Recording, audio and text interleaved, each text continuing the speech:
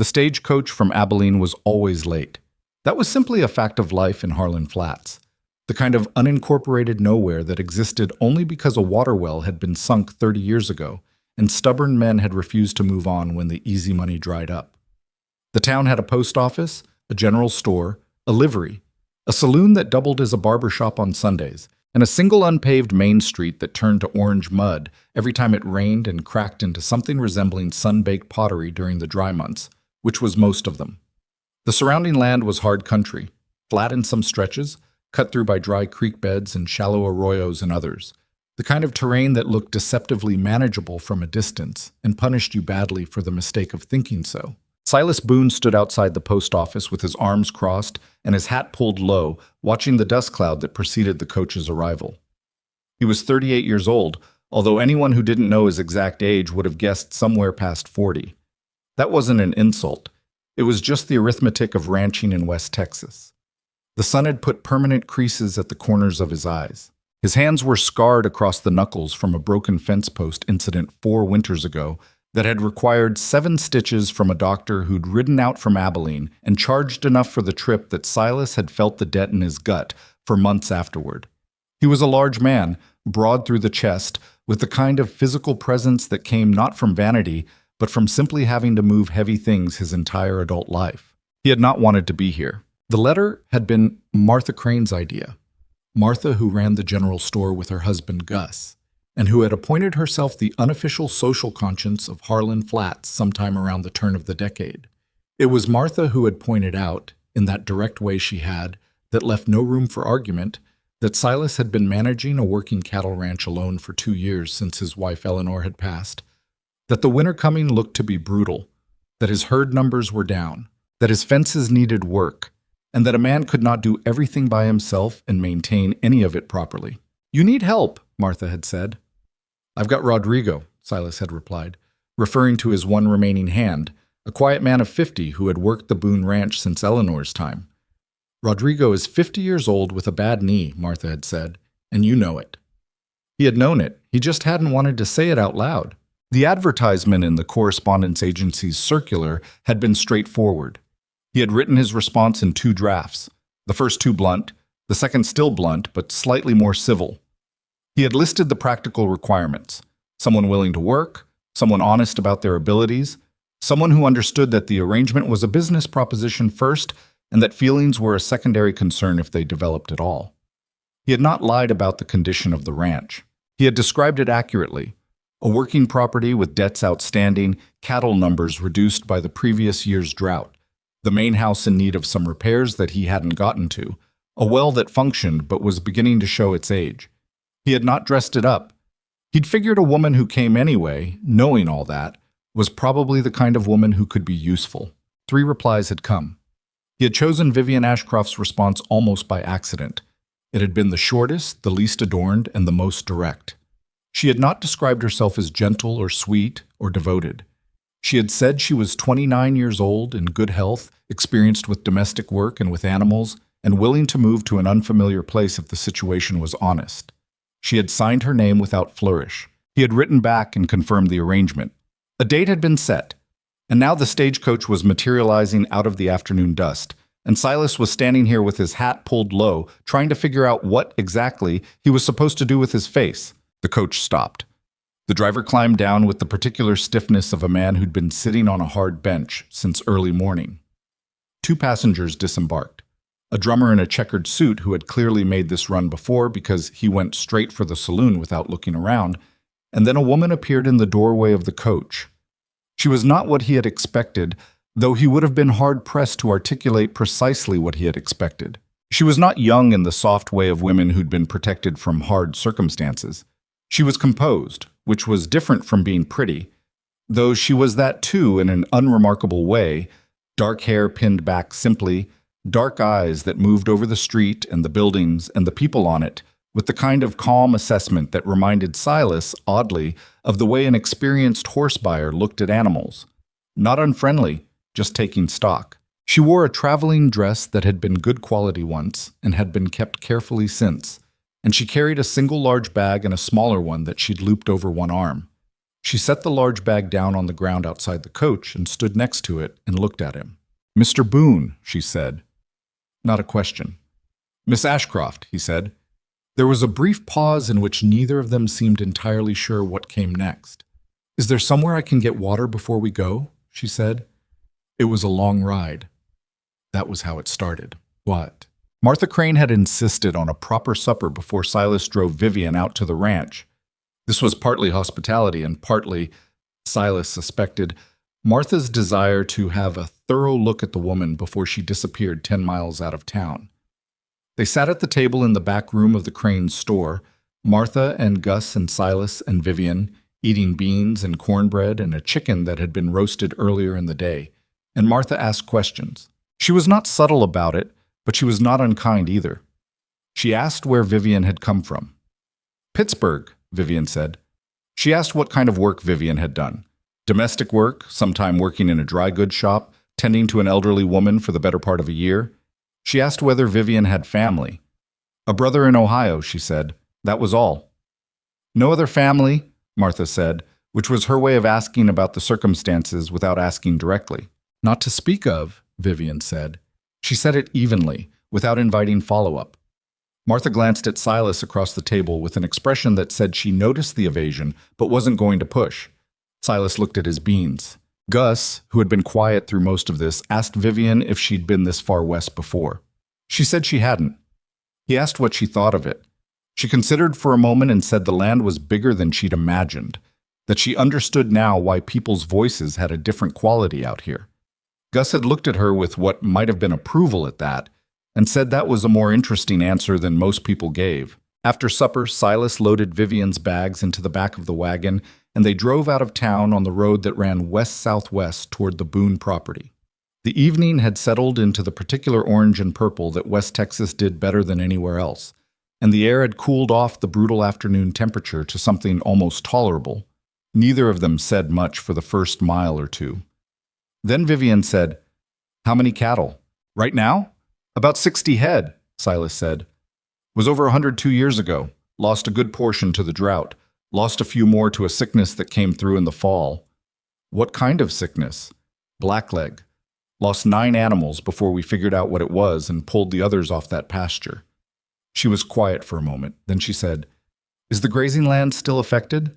He looked at her sideways. "You know about blackleg?" "I know a little," she said. "The pasture recovered. We didn't use it for about 8 months. Then we tested it cautiously. It's been all right." "Good," she said. He let the silence sit for a minute and then said, "You're not what I expected." She turned to look at him with a directness that he wasn't entirely used to in a person he'd just met. "What did you expect?" "I don't know. Something more—" He stopped, not sure how to finish that without it sounding like an insult. "Nervous?" she offered. "Maybe—" "I'm nervous," she said. "I'm just not loud about it." He found himself without a response to that, which was an unfamiliar position for him. The ranch came into view as the last light faded. The main house first, a 2-story structure that had been built by his father and added onto once by Silas and Eleanor, a stone and timber building that was solid but showed its years. Behind it, the barn, the smaller outbuildings, the corral where the horses moved in the cooling dark. "It needs work," Silas said, stating the obvious. "Most things worth having do," Vivian said, which was not the kind of thing he'd expected her to say, and he didn't know what to do with it, so he said nothing and guided the wagon toward the barn. The first week was an exercise in navigating around each other without apology. Silas showed her the house. The kitchen where Eleanor had kept everything in careful order and where things had drifted from that order in the 2 years since, the main room, the bedroom she'd sleep in upstairs. He had moved himself to the smaller room off the kitchen, which was practical, and also put a wall between them while they figured out what this arrangement was going to actually look like in practice. She didn't comment on the state of the kitchen. She just started cleaning it, and by the second morning it smelled different, better, more lived in a human way rather than the particular stale smell that built up in a space where a man lived alone and cooked indifferently. She rose early, which surprised him. He had been the first person awake on this ranch for 2 years, and he had gotten used to that particular solitude. The first morning he came downstairs to find the stove already lit and coffee already made. He stopped in the doorway for a second, genuinely startled. "I'm an early riser," she said, without turning around from where she was working at the counter. "You can tell me if that's a problem." "It's not a problem," he said. He sat down at the table and she put coffee in front of him and went back to what she was doing. They sat in that, him drinking coffee, her working, and it was not comfortable exactly, but it wasn't unbearable either, which was more than he had hoped for. Rodrigo came in for breakfast and was visibly startled to find a woman in the kitchen. Silas had told him, of course, that the woman was coming, but there was something different between being told a thing and having a woman in the kitchen put coffee in front of you. Rodrigo was courteous, in the careful way of a man who knew that the social terrain had just shifted and he was not entirely sure of his footing. Vivian greeted him matter-of-factly and asked his name again, even though she'd been told it and used it when she spoke to him, which Rodrigo seemed to find quietly appropriate. The fences were the first priority. The winter had gotten into one long stretch of the south pasture fence and bent 2 sections and broken one post entirely. Silas spent the better part of 3 days on it, with Rodrigo's help, and on the second afternoon, Vivian appeared at the fence line with a pail of water and 2 wrapped portions of cornbread and cheese and set them down without comment and watched for a moment. "The post is going to hold better if you pack the base with rock before the cement dries," she said. Silas looked at her. Rodrigo looked at her. "What?" she said. "Where did you learn that?" Silas said. "My father's property in—" She stopped for a fraction of a second, then continued smoothly. "A property I worked on years ago. One of the hands showed me." Silas looked at the post, then at the ground around it, then at the pile of loose rock nearby that he'd been about to clear away. He didn't say anything. He picked up 3 pieces of rock and wedged them into the base of the hole before they poured the cement. The post held better than the others they'd set that week. He noticed it 2 days later when he ran his hand down the line to test the tension. He didn't mention it out loud, but he noticed it. By the 3rd week, a rough daily rhythm had established itself. Vivian woke early, handled the kitchen, kept the house with an efficiency that had nothing showy about it. She was not delicate with the work. She hauled water from the well without asking for help and didn't seem to expect it to be offered. When one of the chickens from the small coop they kept behind the house got out and needed catching, she caught it with a practicality that suggested this was not the first chicken she'd chased in her life. She kept a ledger. This surprised Silas considerably, recording what they used from the root cellar and the kitchen stores, what would need replacing and roughly when, what the cost would likely be at the general store prices she'd observed during her brief time in town. He found the ledger on the kitchen table one evening and picked it up. "I can go over it with you if you want," she said from the other side of the room, where she was mending a tear in one of the curtains. "You keep household accounts," he said. "Someone should," she said, not unkindly. He looked at the columns. They were neat. The numbers were accurate. He could see that immediately because he knew roughly what things cost, and she had not inflated anything. "You've done accounting before." "Some," she said. He set the ledger down and considered asking her more and then decided not to. Whatever she'd done before, the ledger was useful. That was the relevant fact. What he noticed about her over those early weeks was that she was careful with information about herself. Not dishonest. He didn't catch her in a lie, but she was selective in a deliberate way. She answered questions with just enough to satisfy them and then let the conversation move on. He was not entirely sure she was conscious of doing it, and then he looked at her face one morning when Martha Crane mentioned, in passing, that Vivian must be glad to have escaped whatever hard circumstances had driven her to answer a Frontier advertisement, and he saw the slight tightening around Vivian's eyes. She was conscious of it. She was choosing, carefully, what to reveal and what to keep. He wasn't sure how he felt about that. He kept his own counsel about a good many things, so he didn't have a strong position on the right of other people to do the same, but he was aware of it, the way you're aware of a loose board in a floor that hasn't given yet. You don't fall through it, but you know where it is, and you step around it. In the 4th week, the first letter arrived. It came through the post office in Harlan Flats, addressed to Miss Vivian Ashcroft, in care of the Boone Ranch. Silas picked it up on a supply run and handed it to her that evening without comment. She took it, looked at the return address, and her expression shifted for a moment into something he couldn't entirely read. Not fear, not exactly, but a kind of controlled alertness, like a person who has been expecting a thing and is not glad it's arrived. She took the letter upstairs without opening it in front of him. He didn't ask. He had no right to ask, and he knew it. But he noticed. The letter seemed to affect her in small ways over the following days. She was no less efficient, no less capable. But she was quieter at supper, and once, coming in late from the barn after one of the horses had been working loose a shoe and needed attention, he had seen the lamp in her upstairs window still burning well past the hour she normally went to sleep. She didn't bring it up. He didn't bring it up. The second letter came 12 days later. The third, 10 days after that. He was not a man who pried.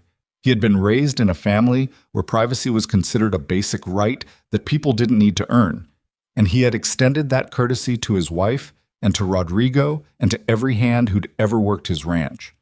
He extended it to Vivian. But 3 letters in 30 days from an address in Philadelphia carrying no return name were not nothing. He filed the observation away with the other things he'd noticed and did not file away. The stopped sentence about where she'd learned fence work, the way she'd said not to speak of when Martha had asked about family, the precision of her accounting that spoke of someone who'd been educated above the level she was presenting. He didn't have a theory yet. He just had the pieces. The drought had eased somewhat in the early part of the year, but October brought a dry stretch that renewed the worry. The creek that ran along the eastern edge of his property, which fed the main trough and allowed him to avoid hauling water for the herd during the better months, dropped to a thin trickle by the second week of the month. By the third week, it was barely enough to wet the bottom of the trough. Silas spent 3 days working out the math of their water situation. What the well could reliably produce, what the herd's needs were, what reserves they had, how many animals they could water through a long, dry stretch before something had to give. The numbers were not good. He did the arithmetic 3 times, thinking he was making an error, and came up with the same answer each time. He was at the kitchen table with the paper in front of him when Vivian sat down across from him and looked at what he was doing. "Show me," she said. He showed her. She looked at the numbers for a while and then picked up the pencil and started working through her own version, adjusting some of his assumptions. "You're counting the animals at peak need," she said. "If you move the main herd to the north section for the first week and reduce their physical exertion, the water requirement drops by about a fifth. They're not calving right now. They're not being worked." He looked at what she'd written. "That buys time." "It buys some," she said. "It's not a solution." "No," he agreed. "It's not." They sat there for a moment, both looking at the numbers. "What would the solution be?" she asked. Not helpfully, not with the tone of someone who had the answer and was waiting for him to catch up, genuinely asking. "There's a spring on the far west section," he said. "It's never completely dried up in the time I've had this land, but it's 3 miles from where the herd is, and the cattle won't go to it on their own. I'd need to run a pipe or a channel." "What does that cost?" He had been avoiding that question because the number was not comfortable. He told her anyway. She was quiet for a moment. "Could the project be broken up? Some of it done yourself rather than contracted?" "The digging, yes, pipe connections. I'd need someone who knows what they're doing." She nodded slowly, working something through in her head. "If you do the digging and hire only the pipe connections, what does it come to?" He did the arithmetic again with her revised assumptions.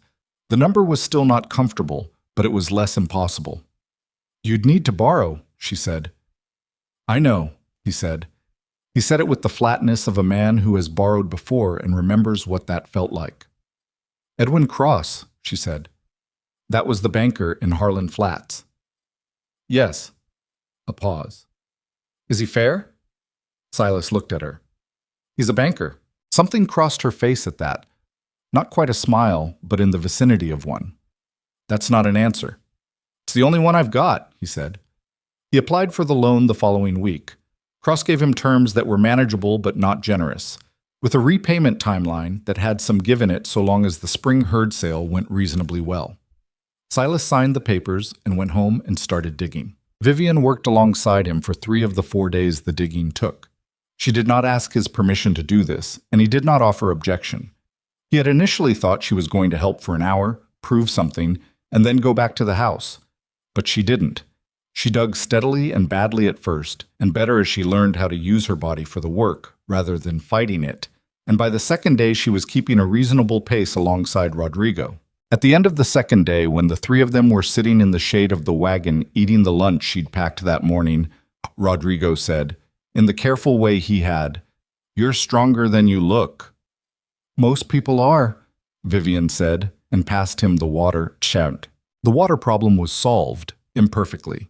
The channel ran, the spring held, and they got through October and into November without losing animals. The channel needed reinforcing in 2 places, and the connection on the eastern end leaked somewhat. And there was a week in mid-November where Silas and Rodrigo spent 4 consecutive 12-hour days doing nothing but maintenance and improvised repair. But they got through it. November into December brought different problems. 2 of the younger steers had picked up something in the north pasture. Not blackleg, something else. A respiratory issue that the vet from the next town over diagnosed as manageable with treatment, but would require daily attention for at minimum 2 weeks.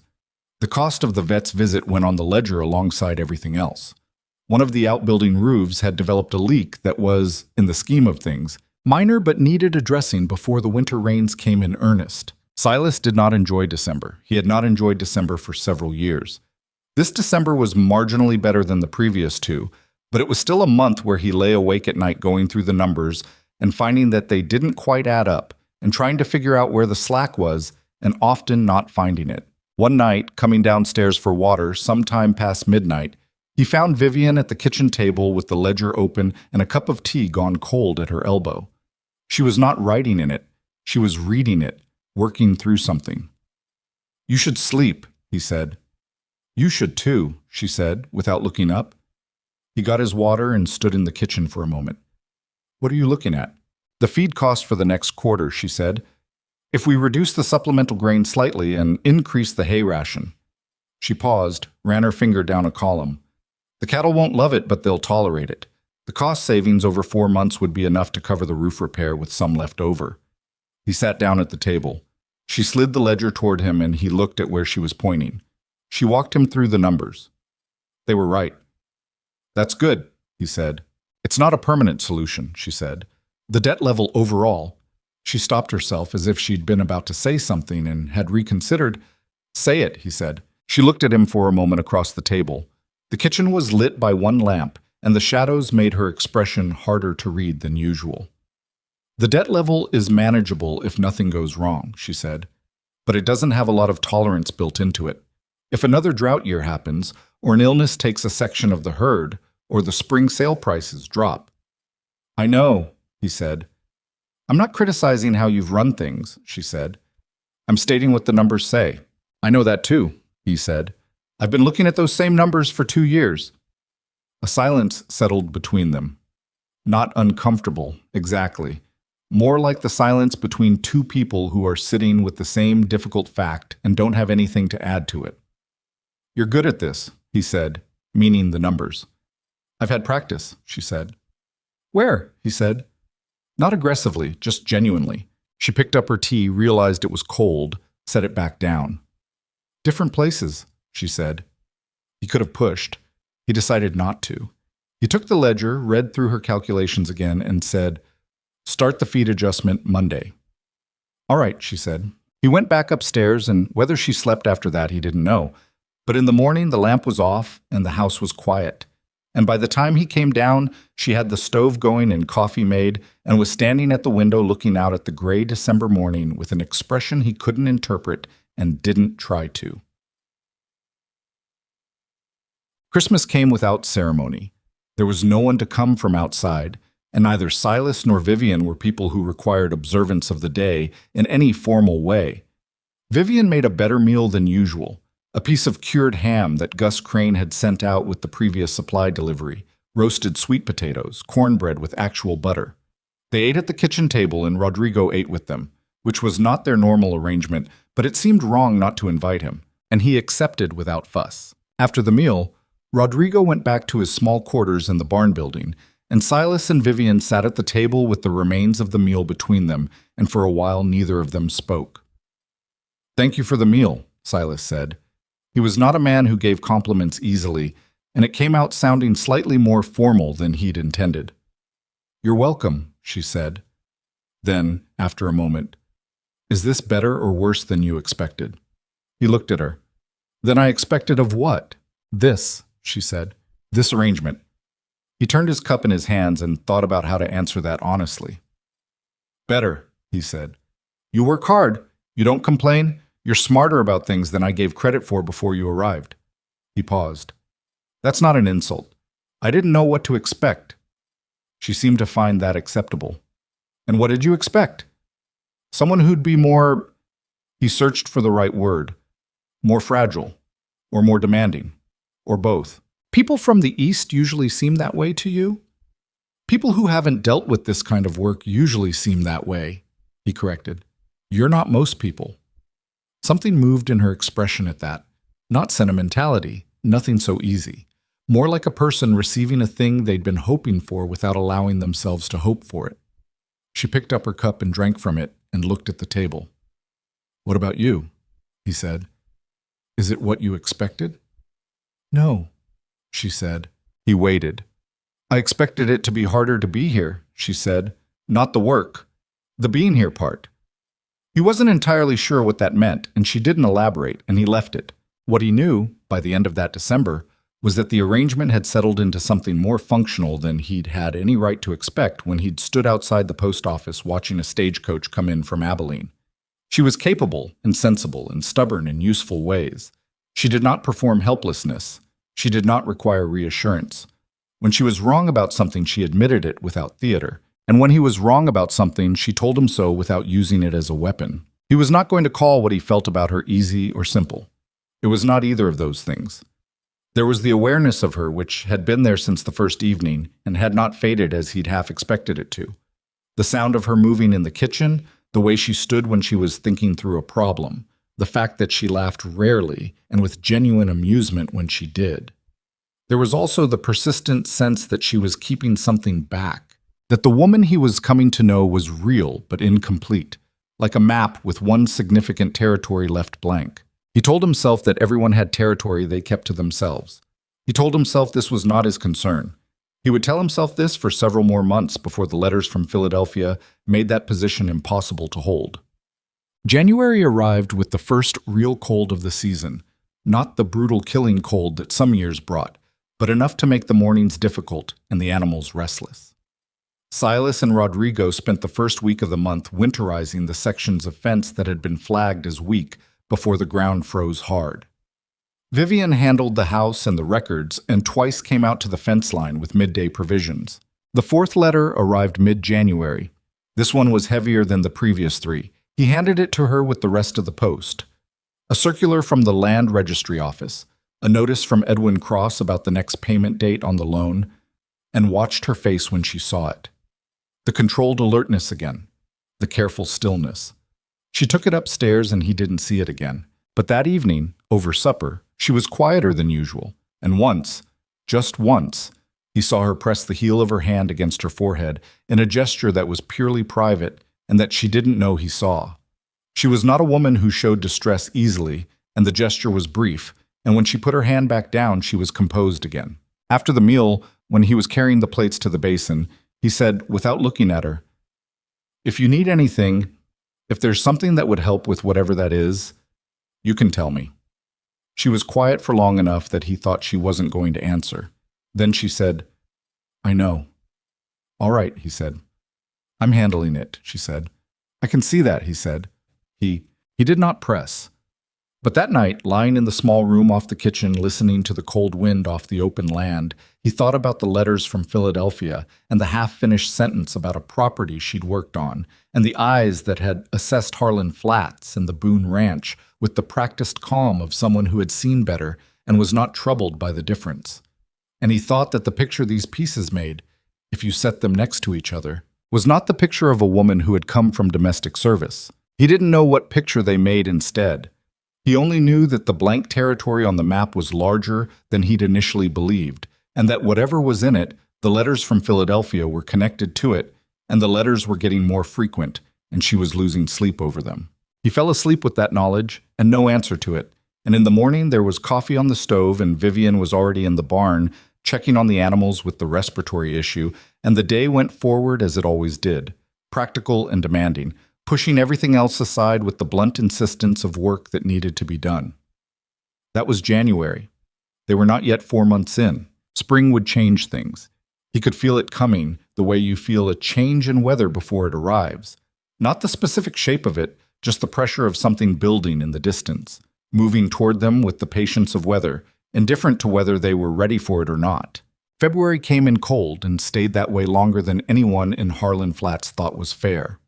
The ground stayed hard, the creek on the eastern edge of the Boone property didn't recover, and the wind off the open plain had a cutting quality that got into the seams of clothing and found the spaces between boards and old walls and made itself at home. Silas put extra insulation around the base of the main house using straw bales from the winter stores, and it helped somewhat, which was the best that could be said for it. What surprised him about those winter months, and he would not have admitted to being surprised because he didn't care for the vulnerability of that word, was how naturally the work divided itself between them. Not deliberately, not through any explicit negotiation, but through the daily accumulation of small decisions about who was best positioned to handle which problem. He and Rodrigo handled the outdoor work, the animals, the fencing, the structural repairs. Vivian handled the house, the accounts, the supplies. But those lines were not rigid, and they had never been declared. She appeared when something needed an extra hand and didn't ask whether it was her job to be there. He deferred to her numbers without ceremony because the numbers were right. There was a Tuesday in the second week of February when a section of the barn roof came partly loose in a high wind. Not a catastrophe, a section of shingle that had been working free for a while and the wind finally got under it. But the temperature that night was going to drop, and one of the 6 steers was still in that barn, and a hole in the roof directly above an already compromised animal was the kind of problem that compounded fast. Silas was up on the barn roof in 30-minute intervals. Any longer than that and the cold made his hands unreliable, while Rodrigo handed up materials from below. Vivian appeared after the second interval with a pot of boiling water, poured it into 2 smaller vessels so they could hold them against their hands to restore circulation, and then held the ladder without being asked while Silas went back up. She did not say anything about the cold or about the risk of the roof or about whether he should be more careful. She held the ladder, and when he came back down after the 3rd interval, she handed him the heat vessel and said, "The shingle on the south end looks like it might go next time there's a real wind." "I know," he said. "You should get to it before the next rain." "I know that too," he said. She took the heat vessel back. "All right," she said. He looked at her for a moment, her cheeks red from the cold, hair coming partly loose from where she'd pinned it that morning, and thought, not for the first time, that she was less like a person he'd hired and more like a person who had been here longer than he had and simply had not mentioned it. He did not say this. He went back up the ladder. The 5th letter arrived on a Thursday in late February. Silas knew this one was different before Vivian even took it from his hand, because the envelope was heavier and the handwriting on the outside was different from the previous ones, more formal, printed rather than written, as if it had come from an office rather than a person. She looked at it, and for just a moment, a second, maybe less, something moved across her face that she did not quite control. He had been watching her long enough by then to notice the difference between her controlled expressions and the brief gaps between them. "You can leave it if you need to," he said. She took a breath. "I'm fine." "I didn't say you weren't."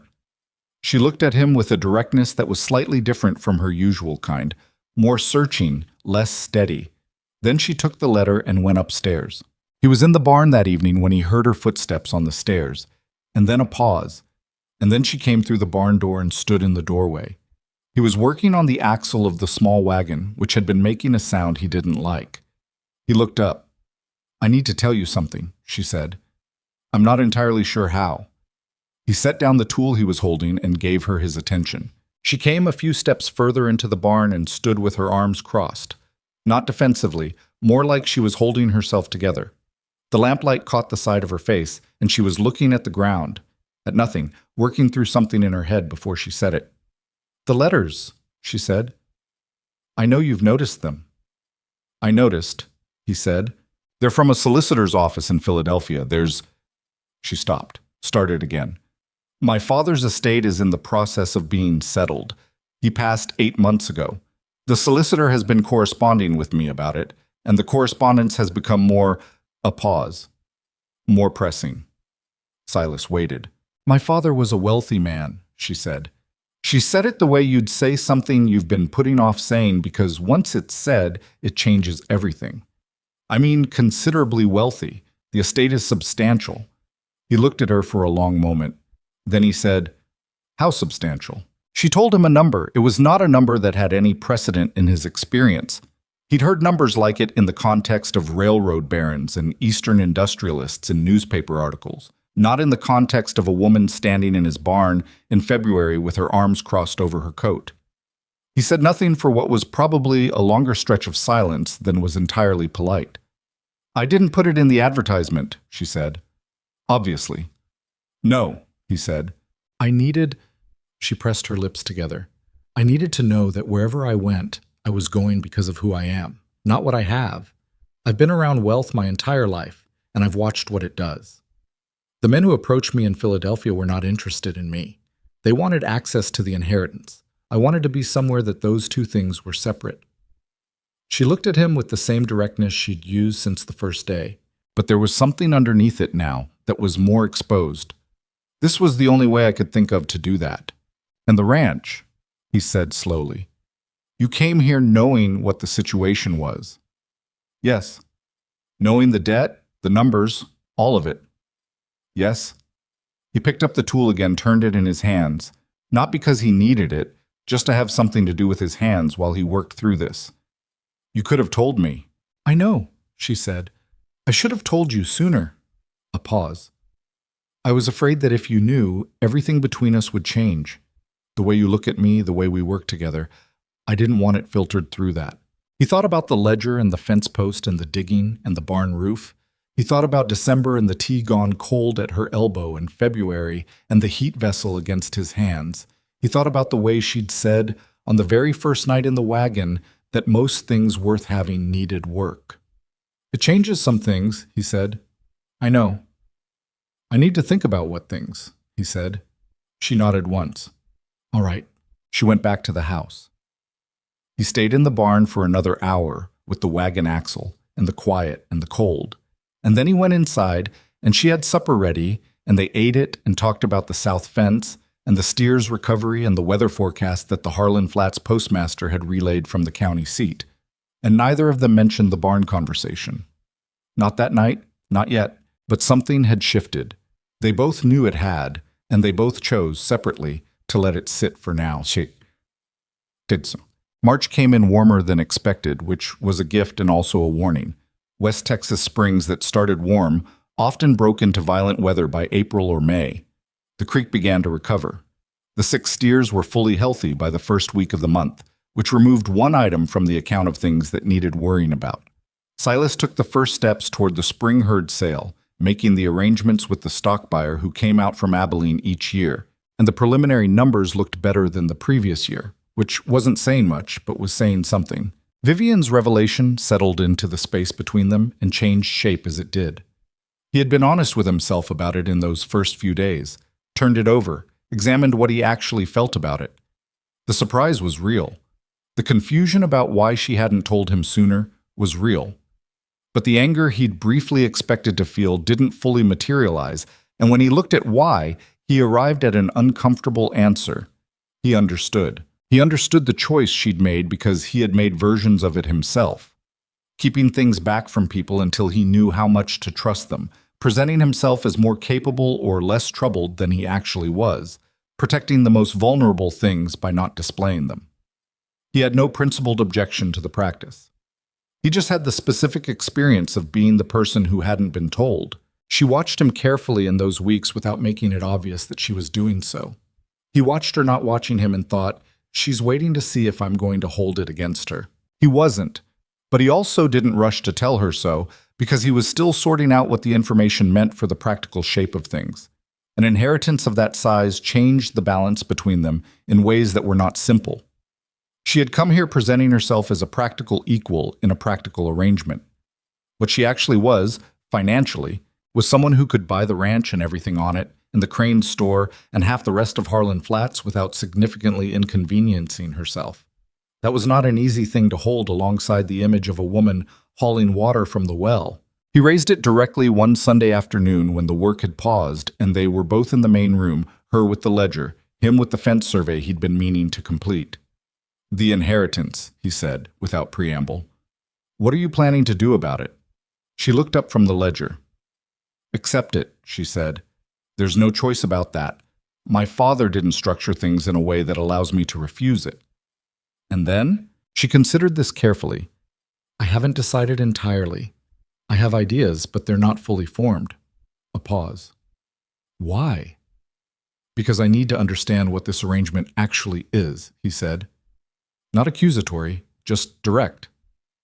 You came here as a practical partner in a working situation. That description still fits in some ways, but what you told me changes the picture." She set the ledger down. "Does it change what I've done here? The work?" "No," he said. "Does it change whether I'm useful to this ranch?" "No," he said. "Then what does it change?" He thought about it.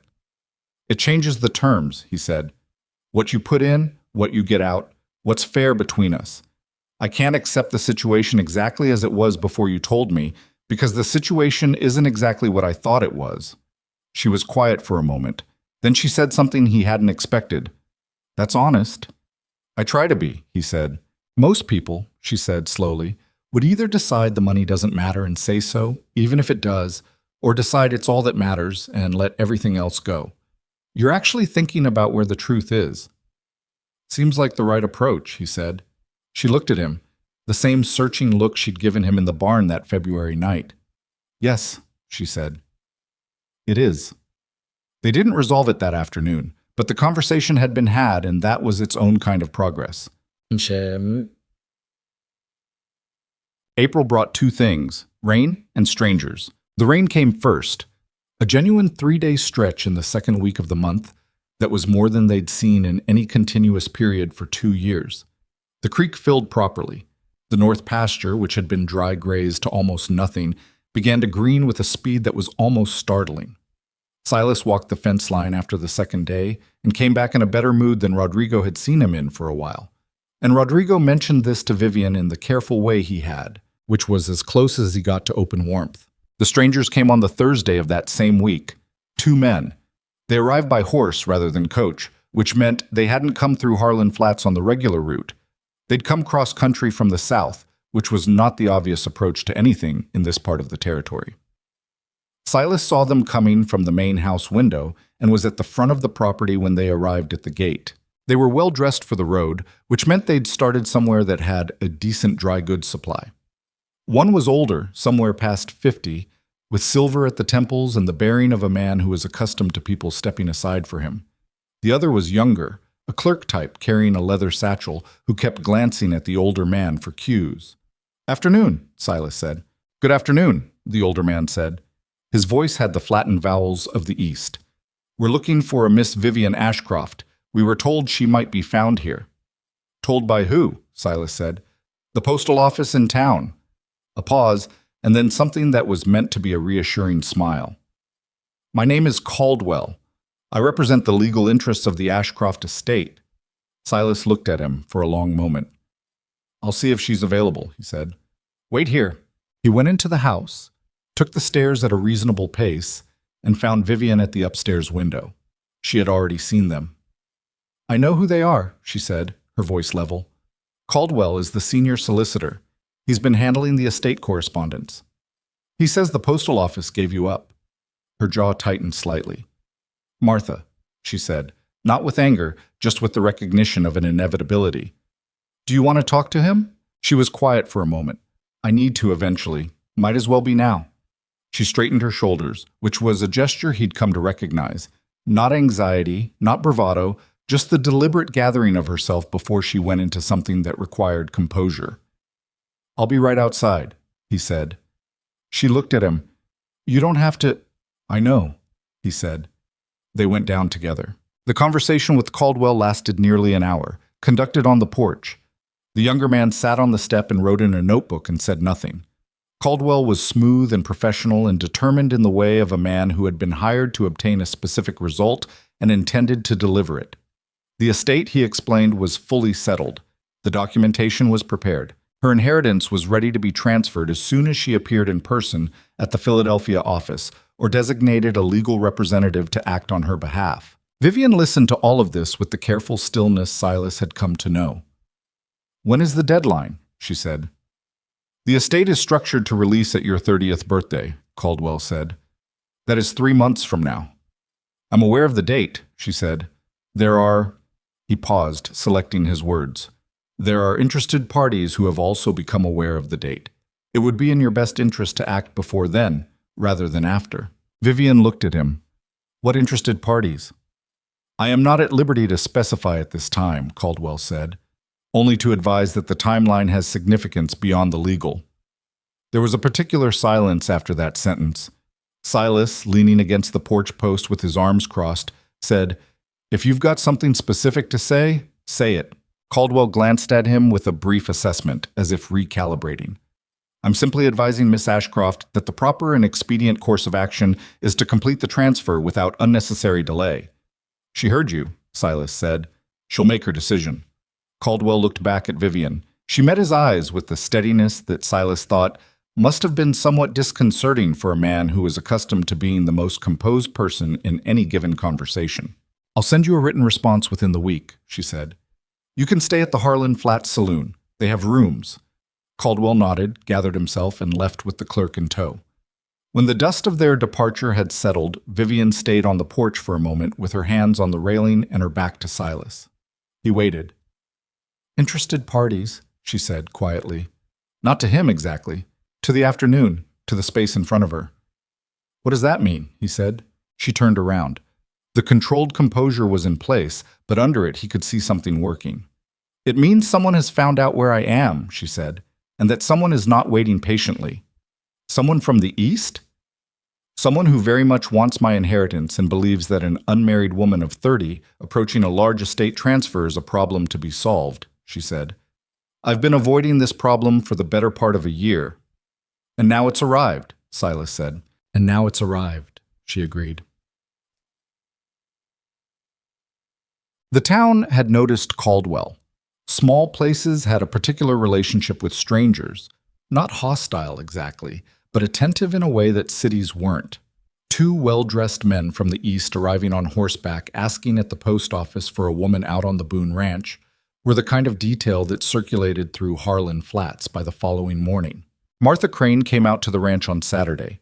She brought eggs and an apology, which was her way of doing things.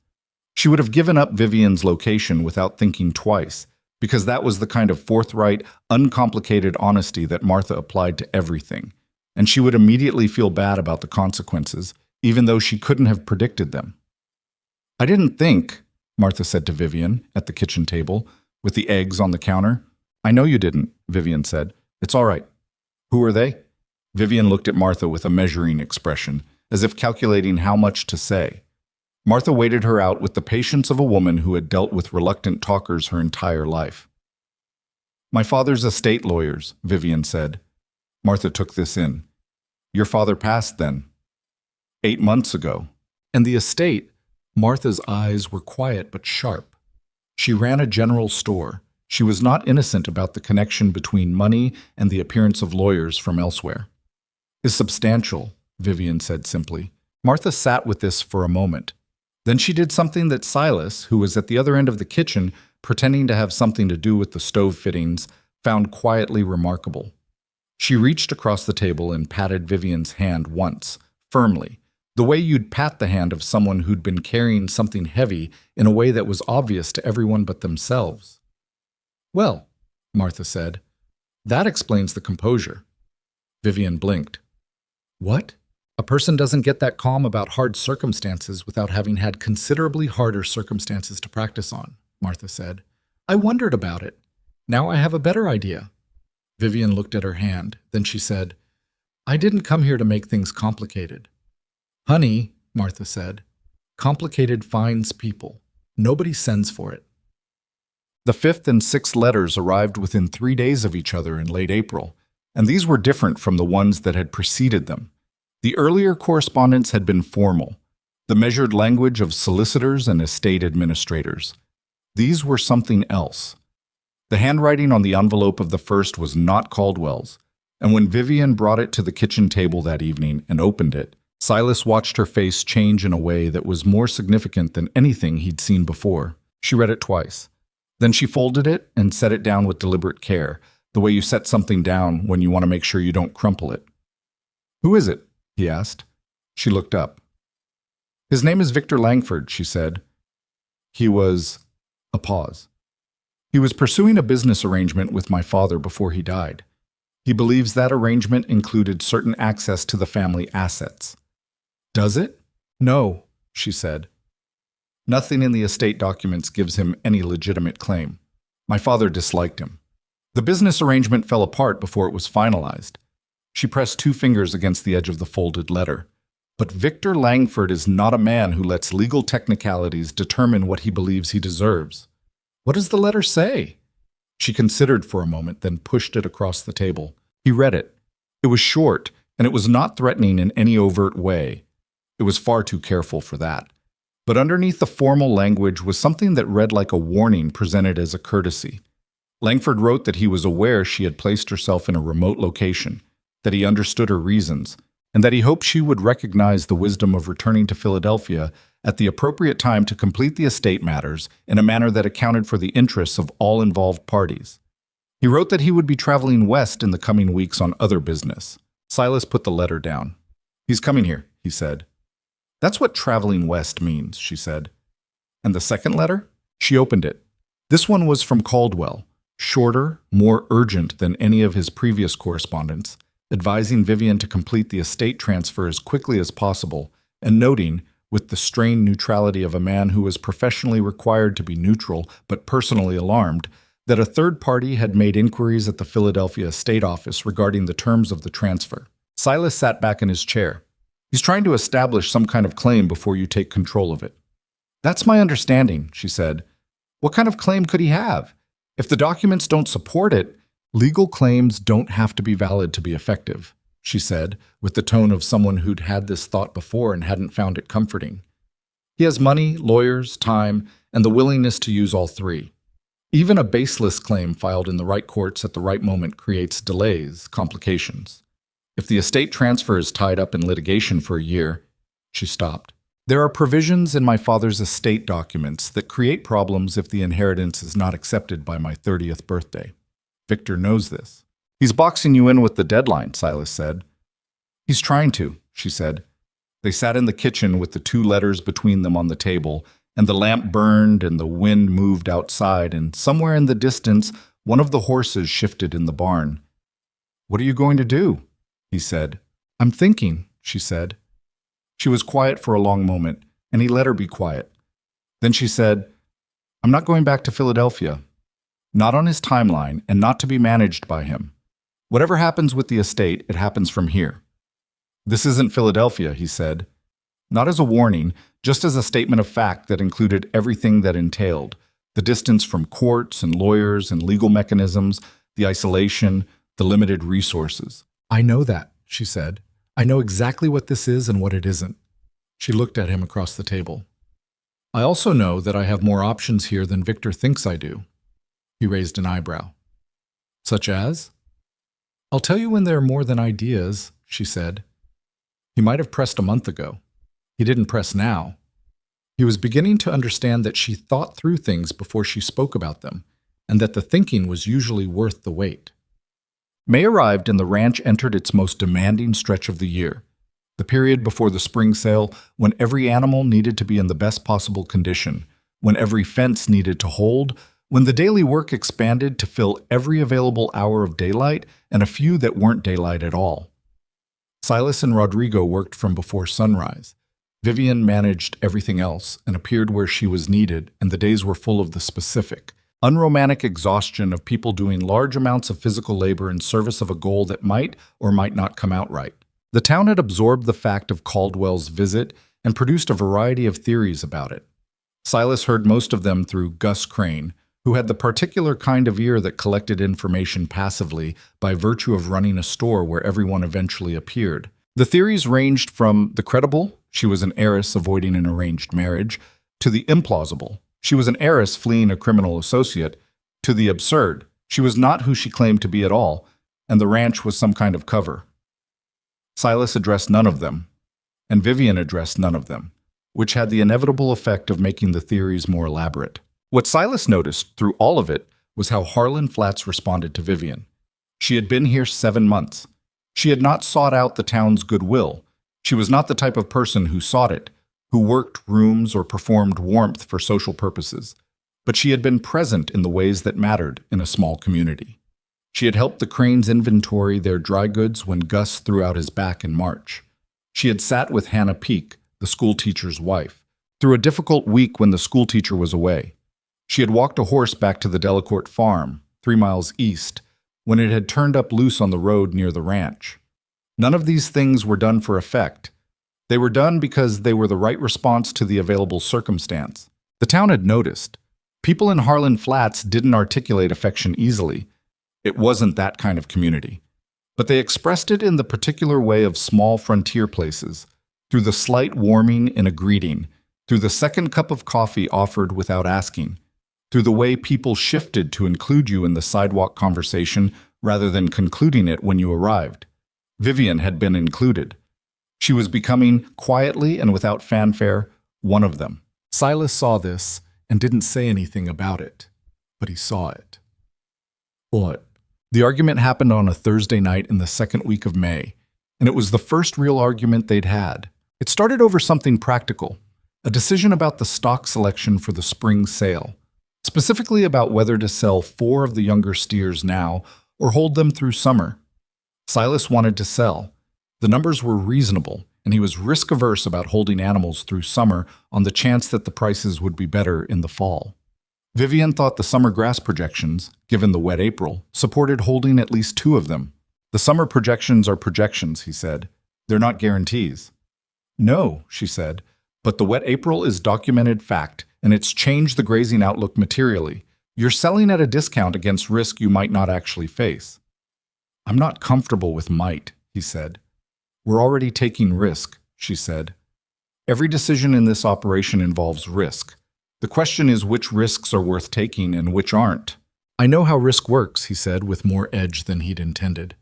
She heard the edge. I didn't say you didn't. It sounded like you were explaining it to me.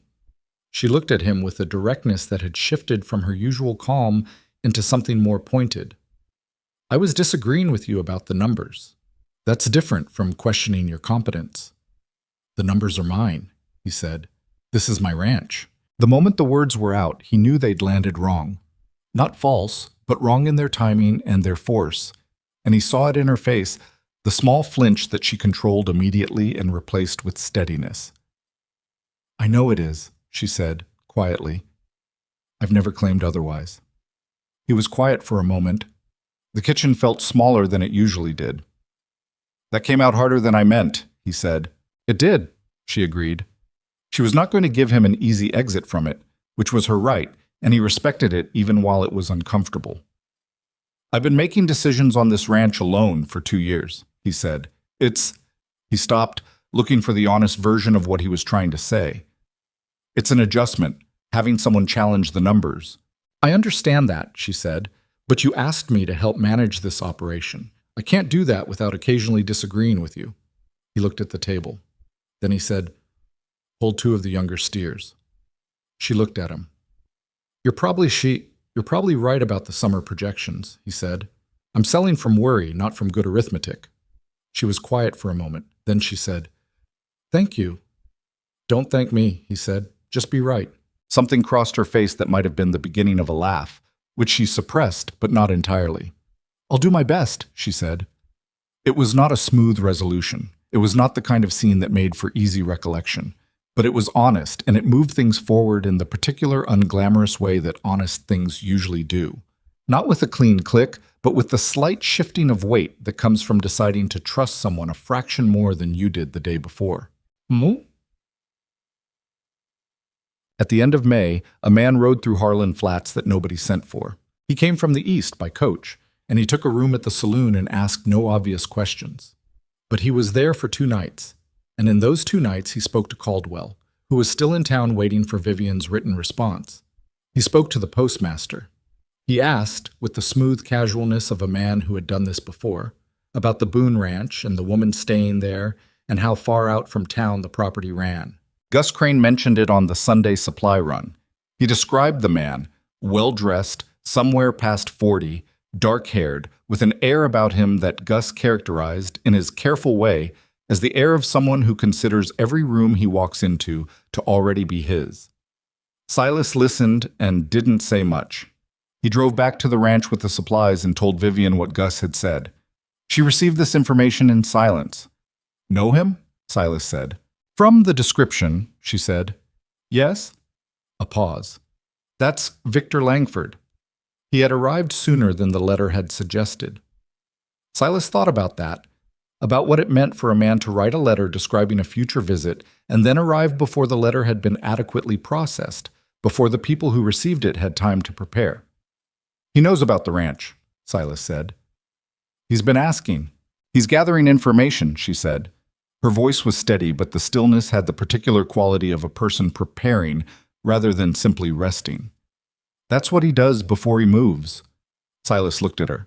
Outside, the evening light was doing something beautiful over the west pasture that neither of them was paying attention to. "Then we'd better think about what happens when he does," he said. She met his eyes. And for the first time since she'd arrived 7 months ago on a stagecoach from Abilene with 2 bags and a careful face, Silas thought that what he saw in her expression was not just the controlled composure she'd brought with her, not just the capacity for hard work, not just the sharp intelligence that had been present from the first evening in the wagon.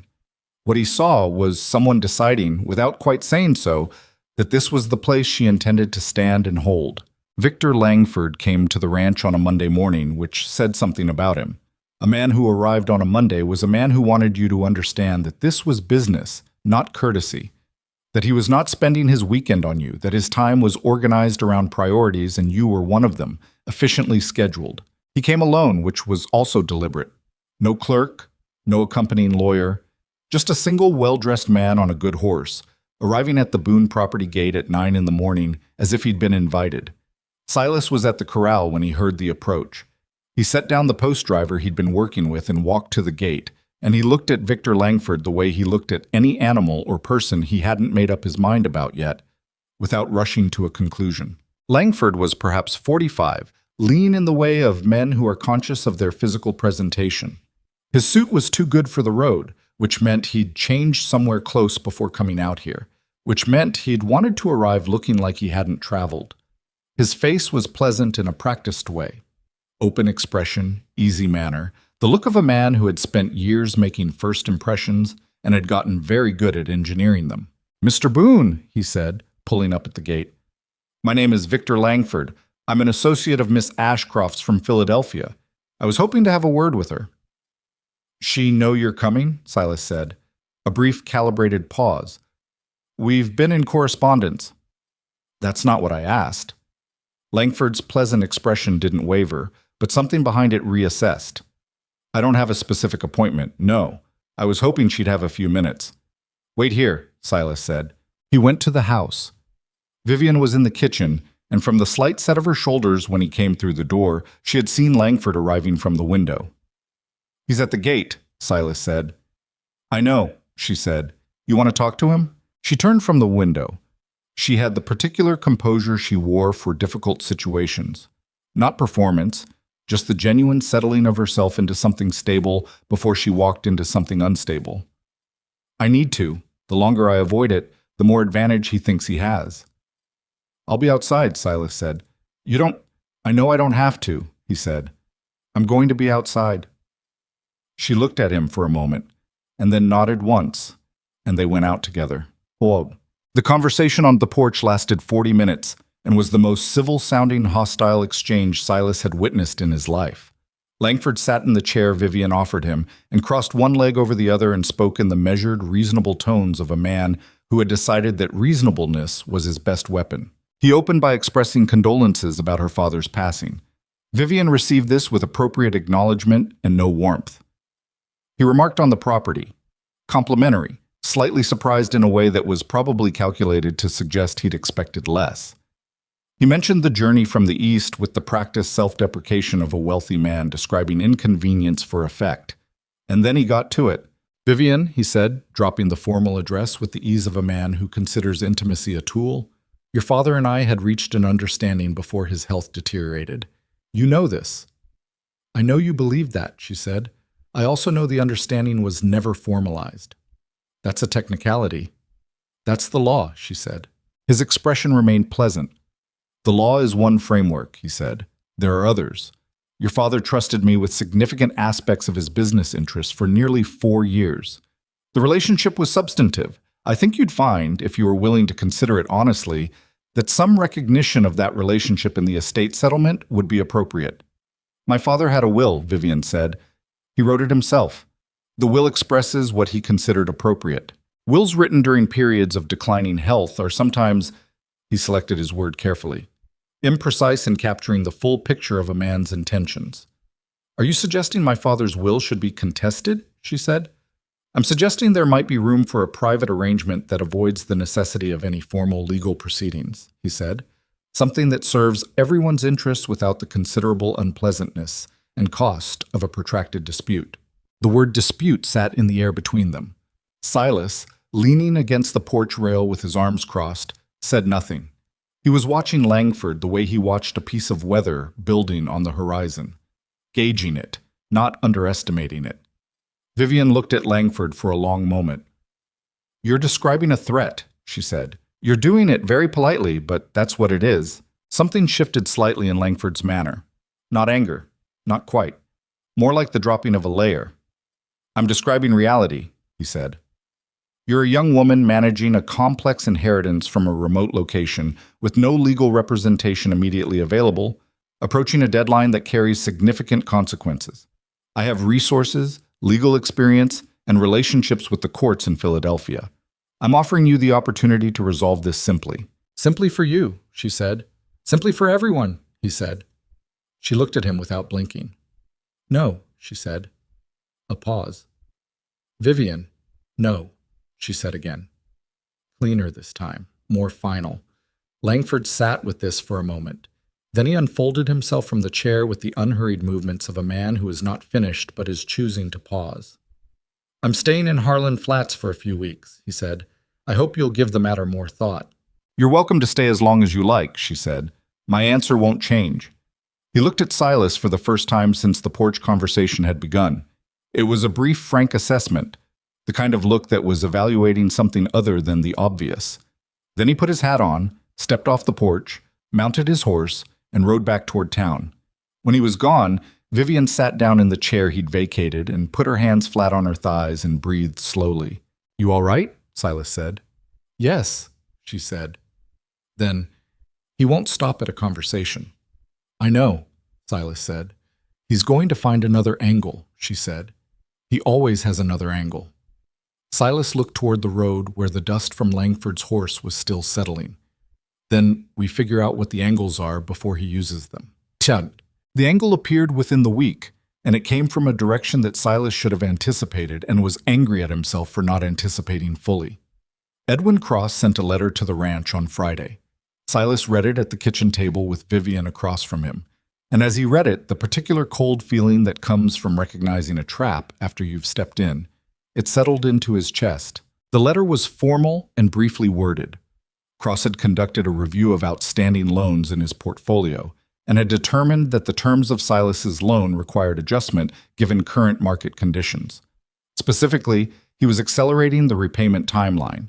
The amount currently outstanding, which was not small, was now due within 60 days rather than the original terms, which had allowed for repayment across the next 14 months. 60 days. Silas set the letter down on the table. Cross, Vivian said. She'd been reading it alongside him, and her voice had the flat quality of someone seeing a thing clearly that they don't like seeing clearly. He and Langford, Silas said. Yes. She picked up the letter and read it again. There's no legitimate grounds for acceleration here. The loan is current. The terms don't include a market adjustment clause. I read the original documents. Can he do this anyway? She pressed her lips together. In a territory with limited access to immediate legal challenge? Probably yes in practice, even if not in law. By the time you could get a lawyer out here to contest it, the 60 days would be up. Silas stood up from the table and walked to the window. The south pasture was green from the April rain, greener than it had been in years, and the cattle moved through it in the slow, purposeful way of animals with adequate food and water. He had built this. He had rebuilt it after Eleanor died, and the drought, and the blackleg, and the falling prices, and the debt. He had done it badly in some places and well in others, and with more stubborn refusal to quit than was probably rational. And it was here. It was working. It was a living thing. And in 60 days, if Cross called the loan and he couldn't pay, Cross could move to foreclose. In this territory with these distances, fighting a foreclosure in court was not a realistic option for a man with his resources. He turned from the window. What does Langford get out of this? He gets you vulnerable, she said. If you're facing foreclosure, your leverage over the situation changes. You become someone who might encourage me or pressure me to make a deal with him in exchange for whatever help he offers with the debt. The shape of it was ugly in its clarity. Langford couldn't force Vivian's hand directly, but he could create circumstances that applied pressure from the side. A man desperate to save his property was a useful tool for someone who needed pressure applied to the woman living on it. He doesn't know you well enough, Silas said. Vivian looked at him. What? If he thinks you'd cave to that kind of pressure, use your connection to me to pressure you. Silas shook his head. He's wrong about you. She was quiet for a moment. He's also wrong about you, she said. Silas looked at her. He thinks a man in debt is a man who can be steered, she said. He doesn't know that you'd lose the ranch before you do something that wasn't right. He wasn't sure what to do with that. He turned it over and set it aside and said, What do we do about Cross? I need to look at the original loan documents, she said. All of them. Tonight. I've got them in the strongbox, he said. They spent that evening at the kitchen table with every piece of paper from the loan arrangement spread out between them.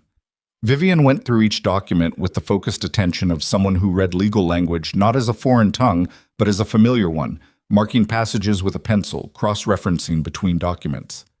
Silas read alongside her, less fluently but tracking the shape of things. At close to midnight, she sat back and said, There's no acceleration clause. He cannot legally accelerate this loan. The documentation is clear. Then what's his play? Silas said. He's betting you don't have immediate access to legal counsel who can confirm that, she said. He's betting that in 60 days, the practical difficulty of mounting a challenge is enough to make you either fold or make a decision you wouldn't otherwise make. What would confirming it require? A lawyer who knows contract law and can appear before a judge in the county seat, she said. She paused. That's not nothing out here. No, he agreed. It was about 40 miles to the county seat, and the circuit judge came through only periodically, and finding a competent contract lawyer who could move quickly enough was not the work of an afternoon. But it's doable, she said, and there was something in her voice that had shifted, not quite resolved, but firming up. And there's something else. What? She looked at him steadily across the table. Cross made a mistake by putting this in writing, she said. A man with a legitimate position doesn't need to be intimidating about it. The fact that he sent this letter at all. She tapped the paper lightly. This is evidence of coordination. If Langford is directing Cross's actions, that's a different kind of legal problem than a disputed loan term. That's potentially conspiracy to defraud. Silas looked at the letter, then he looked at her. You've dealt with legal situations before, he said. I grew up watching my father deal with them, she said. He had a large business and a lot of lawyers, and he made me sit through more of it than I probably needed to because he thought it was important that I understand how these things worked. A pause. I was annoyed about it at the time. I'm less annoyed now, Miss.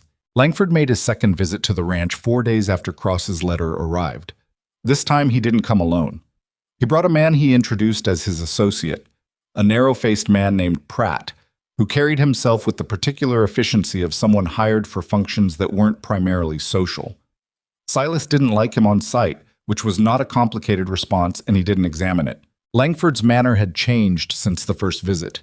The surface was still smooth, but there was something underneath it now that hadn't been visible before. A tightness. A quality of compression, as if the pleasant presentation were being maintained under some effort. I understand Edwin Cross has been in touch, Langford said, on the porch. He said it casually, which was the most revealing thing he could have done. He has, Silas said. A difficult situation, Langford said. Unfortunate timing. Interesting timing, Silas said. Langford looked at him with the bright, direct gaze of a man who has just been told something he already knew was coming but wanted to see delivered. If there's anything I can do to help navigate that situation, you can leave, Vivian said. Both men looked at her. She was standing in the doorway of the house, and she had not been there a moment before. She had heard the approach and come out, and she stood with her arms at her sides and her voice absolutely level. I've heard your offer, she said to Langford. I've heard it presented as a courtesy, as a business arrangement, and now as a rescue. The answer is the same as it was the first time. She looked at Pratt. I don't know who you are or what function you serve, but I'd suggest you find more legitimate employment. Pratt's expression didn't change, which was itself a kind of answer. Langford stepped toward the porch, and something in his manner shifted in a way that dropped the pleasantness entirely.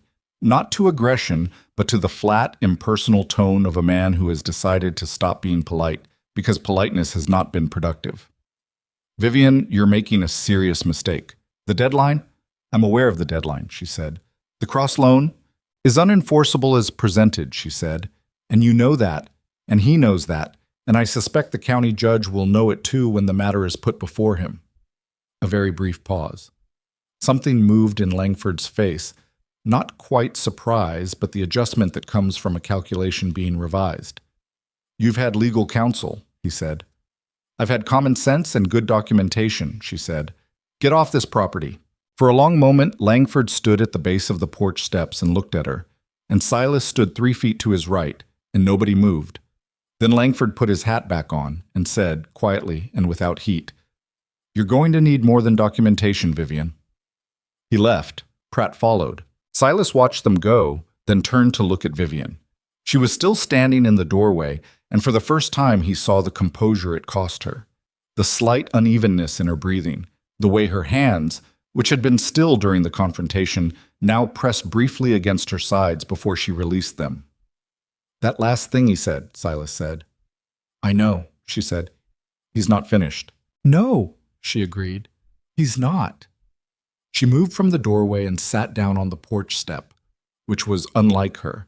She was not a person who sat down in moments of stress. She paced or stood or went to work on something. Sitting meant the reserves were lower than she was letting on. He sat down beside her, not saying anything, just there. After a while, she said, I don't want to pull you further into this. I'm in it, he said. Because of me, she said. Because Cross came for my land, he said. That's not because of you. That's because Langford found a lever and Cross let himself be used as one. Those are their choices. She was looking at the road where the dust from the horses had already settled. If this gets worse, it might, he said.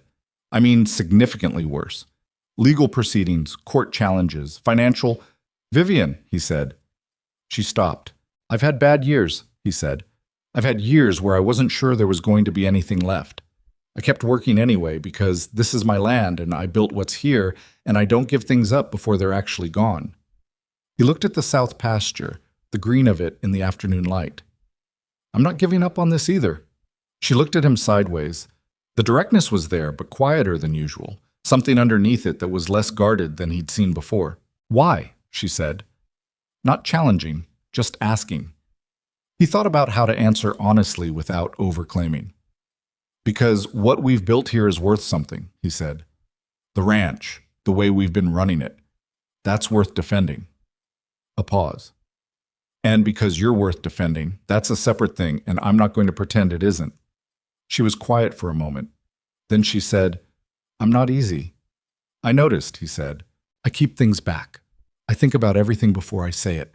I have more money than is comfortable in a situation that's complicated, and I didn't tell you the full truth when I arrived.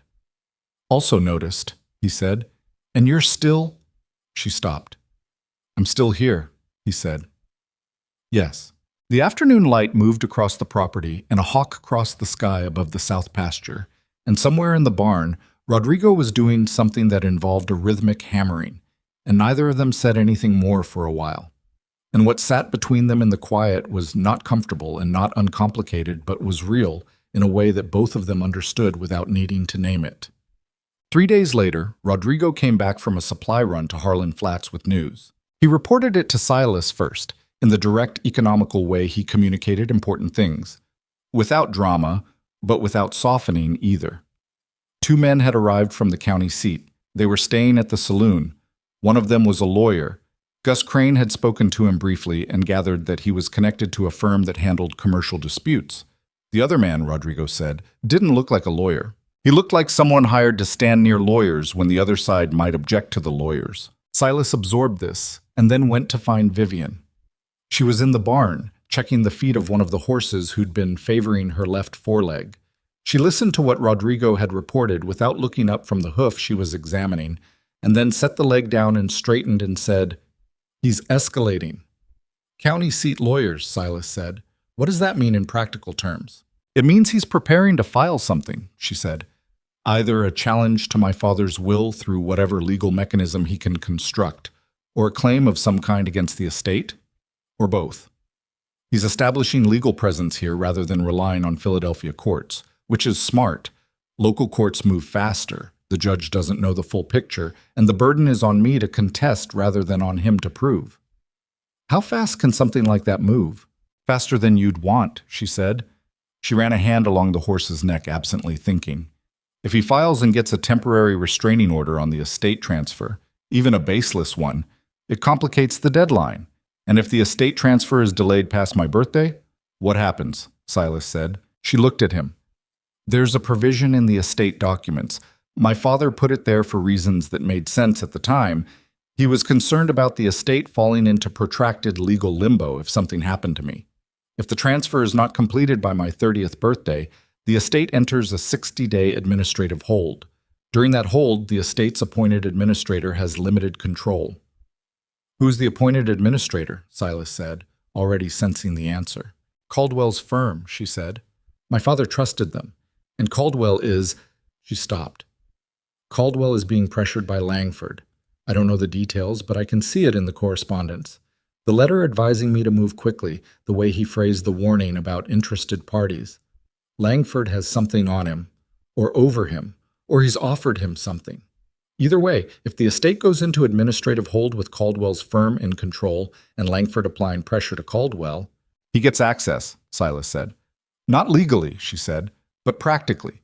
Delays, mishandled documents, strategic incompetence. These things happen, and in 60 days a lot of damage can be done." Silas leaned against the barn wall. Outside, the evening was coming in warm and the light was good, and the ranch smelled like hay and horses, and the particular dust of the dry season beginning to creep back after the wet spring. He thought about what she'd said and turned it over, and what he arrived at was the shape of the trap clearly for the first time. Cross had made the loan unenforceable on paper, but the 60-day clock had already been started, and creating legal challenge would take time and money. Langford was preparing court filings that would tie up her estate transfer and trigger the administrative hold. 2 fronts, 2 clocks, both ticking. "What do you need?" he said. She looked at him with the directness that was her most essential quality, the thing underneath all the composure, the thing that didn't flinch. "I need to move faster than he does," she said. "I need a lawyer here, a real one, not one who can be leaned on. And I need to get the estate transfer documentation in order before he can file anything that creates a delay." "How long does that take?" "Getting a lawyer here? A week, minimum, if I write to Philadelphia tonight. Getting the documentation in order, if Caldwell cooperates, another week beyond that." She paused. "That assumes Langford's filing takes at least 2 weeks to work through the county court system. If he moves faster, can he?" "With money and the right relationships," she said. "Possibly." The margin was thin. Silas looked at the barn floor, at the old wood worn smooth by years of hooves and boots and hay and work, at the thing he'd spent 20 years building and nearly lost twice, and then he looked at Vivian. "Write to Philadelphia tonight," he said. "I intend to," she said. "And one more thing," he said. She waited. "I think it's time for a conversation with Gus Crane." She looked puzzled. "The store owner?" "Gus Crane's brother-in-law is a county court clerk in the seat," Silas said. "He knows everyone in that court, every filing schedule, every judge's calendar. If Langford's lawyers are submitting something, Gus's brother-in-law will know the hour it happens. Something moved in her face, not surprise exactly, but a kind of recognition. "You've been thinking about this," she said.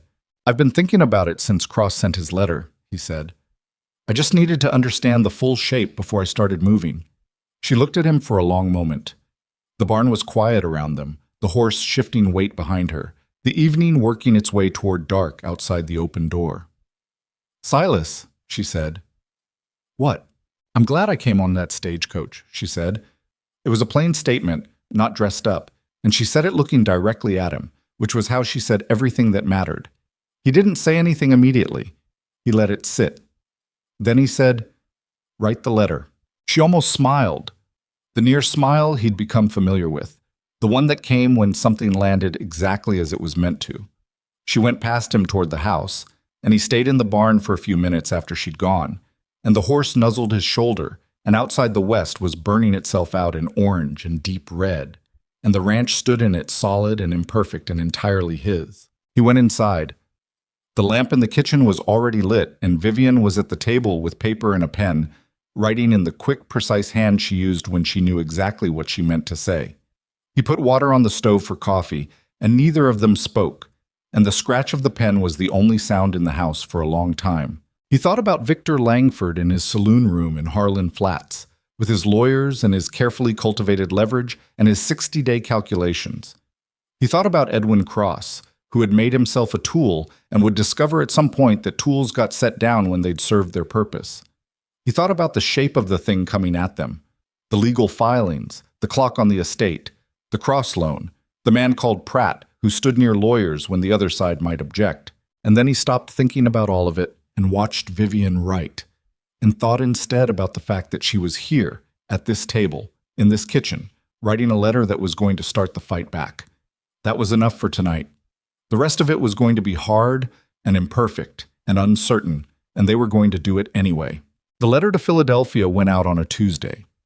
By Thursday, Gus Crane had spoken to his brother-in-law at the county seat and confirmed that Langford's lawyers had submitted preliminary paperwork, not a full filing yet, but the kind of preparatory documentation that proceeded 1 by 3 to 5 days. The clock that Silas and Vivian had been calculating against had just gotten shorter, Silas told her Thursday evening. She received the information at the kitchen table without visible reaction, which he had come to understand did not mean the information hadn't landed. It meant she was already moving past the feeling of it and into the question of what to do next. 3 to 5 days, she said. That's what Gus heard. She looked at the calendar she'd been keeping on the wall beside the pantry door. A simple thing, just dates and notations, but she'd been marking it since Langford arrived, tracking the various timelines. She looked at it for a long moment without speaking. "The lawyer from Philadelphia can't be here in 3 to 5 days, she said. "No," he agreed. "Caldwell won't cooperate fast enough, even if I push him," she said. "And if Langford's filing creates a temporary hold on the estate before the transfer is complete." She didn't finish the sentence. She didn't need to. Silas sat down across from her. "What are the options?" She pressed 2 fingers against her mouth the way she did when she was thinking through something she hadn't fully arrived at yet. The lamp between them threw uneven light across the table and the calendar on the wall and the documents she'd been organizing for the past 3 days into a neat, annotated stack. "There's one option," she said finally, "but it requires doing something without asking permission first, and I don't know how you're going to receive it." He looked at her steadily. "Tell me," she told him. The ranch debt to Edwin Cross. The full outstanding amount. The number that had been sitting in Silas's ledger like a stone since the day Cross sent his acceleration letter was not a small sum. It was not either a sum that was beyond Vivian's immediate access, given that a portion of her inheritance had been placed in a working account at the beginning of the estate settlement process, accessible to her specifically for necessary expenses during the administrative period before the full transfer was complete. She wanted to pay it, all of it, without waiting. She laid this out to Silas in the direct, unembellished way she laid out everything important, watching his face as she spoke and not looking away when she saw what was moving through it. "If Cross's loan is retired in full," she said, "he loses his leverage. Whatever Langford has promised him or threatened him with becomes irrelevant. There's no instrument left to threaten you with. The foreclosure pressure disappears, and without that pressure, Langford's strategy loses one of its two legs. Silas was quiet. It doesn't solve the estate filing, she continued. We still need to deal with that separately. But it removes the immediate crisis from your land, which is what gives Langford his hold on this situation. He needs you vulnerable to make the pressure on me work. Take away the vulnerability. It's my debt, Silas said. His voice was even, but there was something underneath it that she had learned to read. I know that. I've been carrying it and managing it, and I was going to pay it on my own terms, he said. I know that too, she said. She held his gaze. Silas, I'm not doing this because I think you can't handle it. I'm doing it because it's the fastest way to cut Langford off at the knees and protect what we've built here. If you need this to be a loan from me to you, I'll put that in writing right now. If you need to pay me back over 2 years, 5 years, whatever the term is, we can do that. But I need to be able to move on this tomorrow, and I needed you to know before I did. The fact that she was telling him, not asking exactly, because she had the right and the means and the timeline didn't allow for extended negotiation, but telling him before she acted was not lost on him. He sat with it. You said without asking permission, he said. I said it requires doing something without asking permission, she said. There's a difference. I'm not asking your permission, but I'm not going behind your back either. He looked at the table, at the ledger, at 2 years of careful, grinding arithmetic in service of a number that she could remove in a single transaction. The pride of it was real, and he wasn't going to pretend it wasn't. He had been raised by a man who believed that debt was a burden a person carried themselves and paid themselves and didn't pass to others. And he had lived that belief his entire adult life, and having it removed by someone else, even someone he trusted, even for good reasons, sat in him wrong in a way that had nothing to do with logic. He knew it had nothing to do with logic. That didn't dissolve it. This is not about what you're worth, she said quietly. This is not me deciding you can't manage your own affairs. If you believed that, you'd already know I was wrong because I've watched you manage this ranch for 9 months, and I know exactly what you're capable of. He looked at her. This is me using what I have to protect something that matters to me, she said. The ranch matters to me. You matter to me. Those are not complicated statements, and I'm not going to dress them up. The kitchen was very quiet. Outside, the night had come down warm, and the crickets were working steadily, and somewhere in the distance a coyote had started up and then stopped. He said, Write up the loan terms. She blinked. Between us, he said. Standard terms. Fair interest. Repayment schedule. He met her eyes. I'll sign it before you go to cross. Something moved across her face. Not relief exactly, more like the settling of something that had been held in tension. All right, she said. And Vivian. He waited until she was looking directly at him. Next time you're about to do something that involves my land and my debt, you come to me first. Not to inform me, to discuss it. I came to you first this time, she said. You came to me with a plan already made, he said. She held his gaze. You're right, she said. I'll do better. It was not a smooth moment.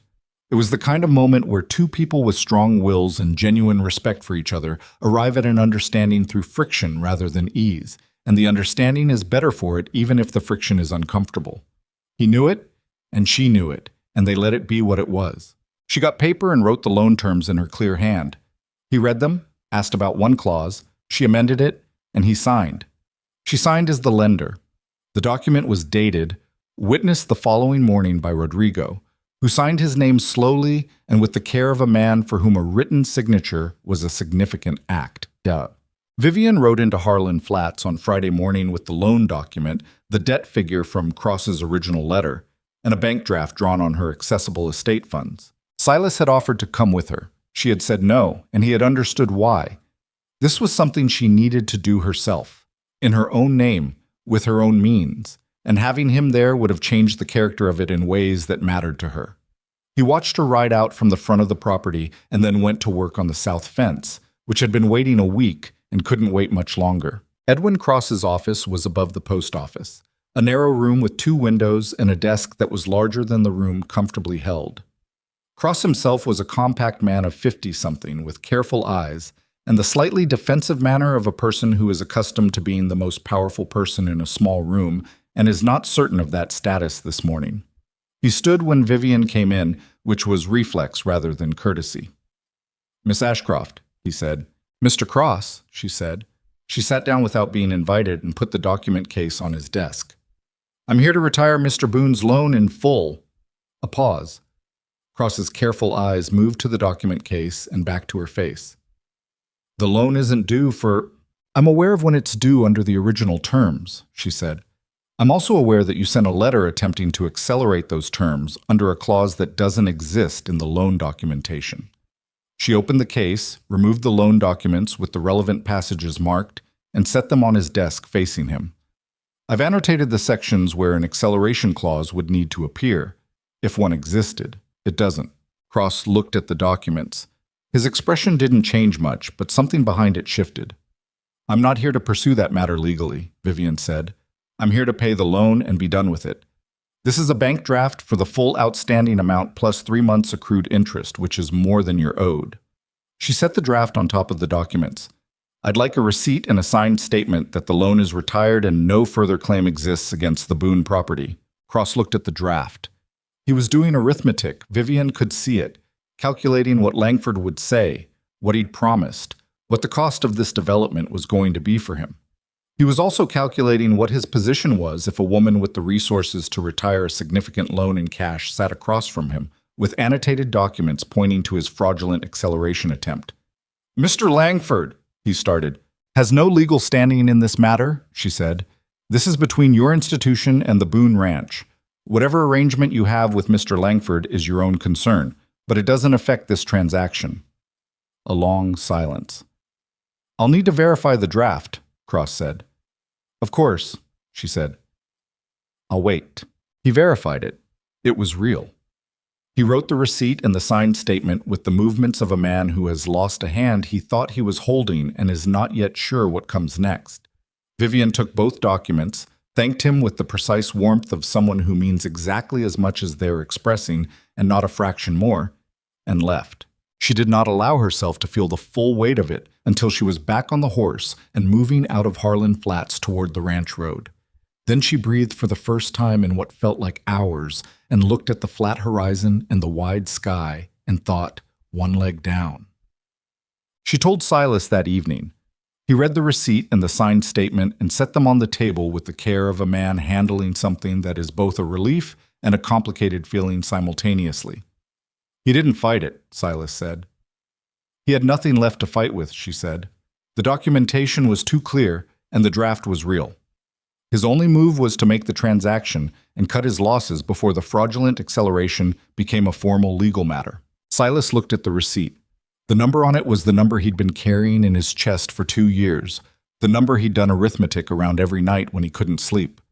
Seeing it marked paid in Cross's handwriting was a strange experience, lighter than he'd expected and stranger than he'd expected in equal measure. "Thank you," he said. He said it plainly, without ceremony, the way he said things that were genuinely meant.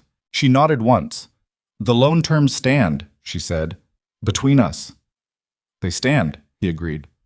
"Now the other leg," she said. The estate filing from Langford's lawyers arrived at the county court the following Tuesday. Gus's brother-in-law confirmed it within hours.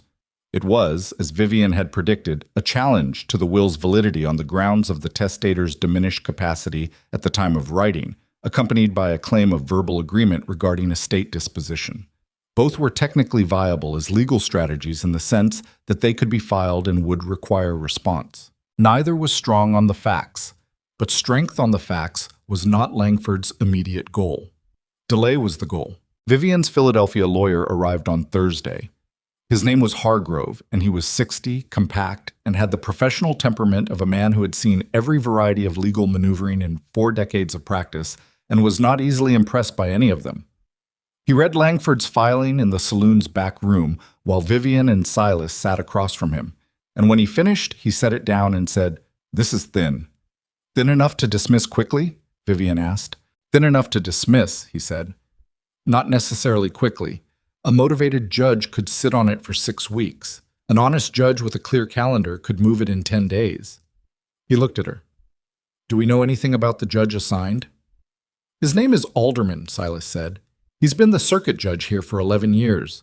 I've never heard a complaint about his fairness from anyone I trust. Hargrove nodded slowly.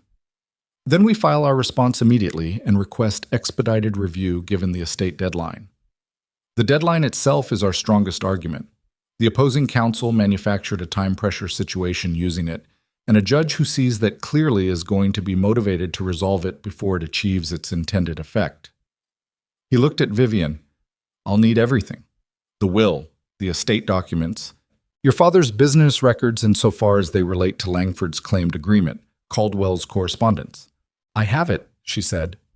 She had brought the document case. He looked mildly surprised, not at the documents, but at their organization when she opened the case. You've indexed these, he said. I thought it would save time, she said.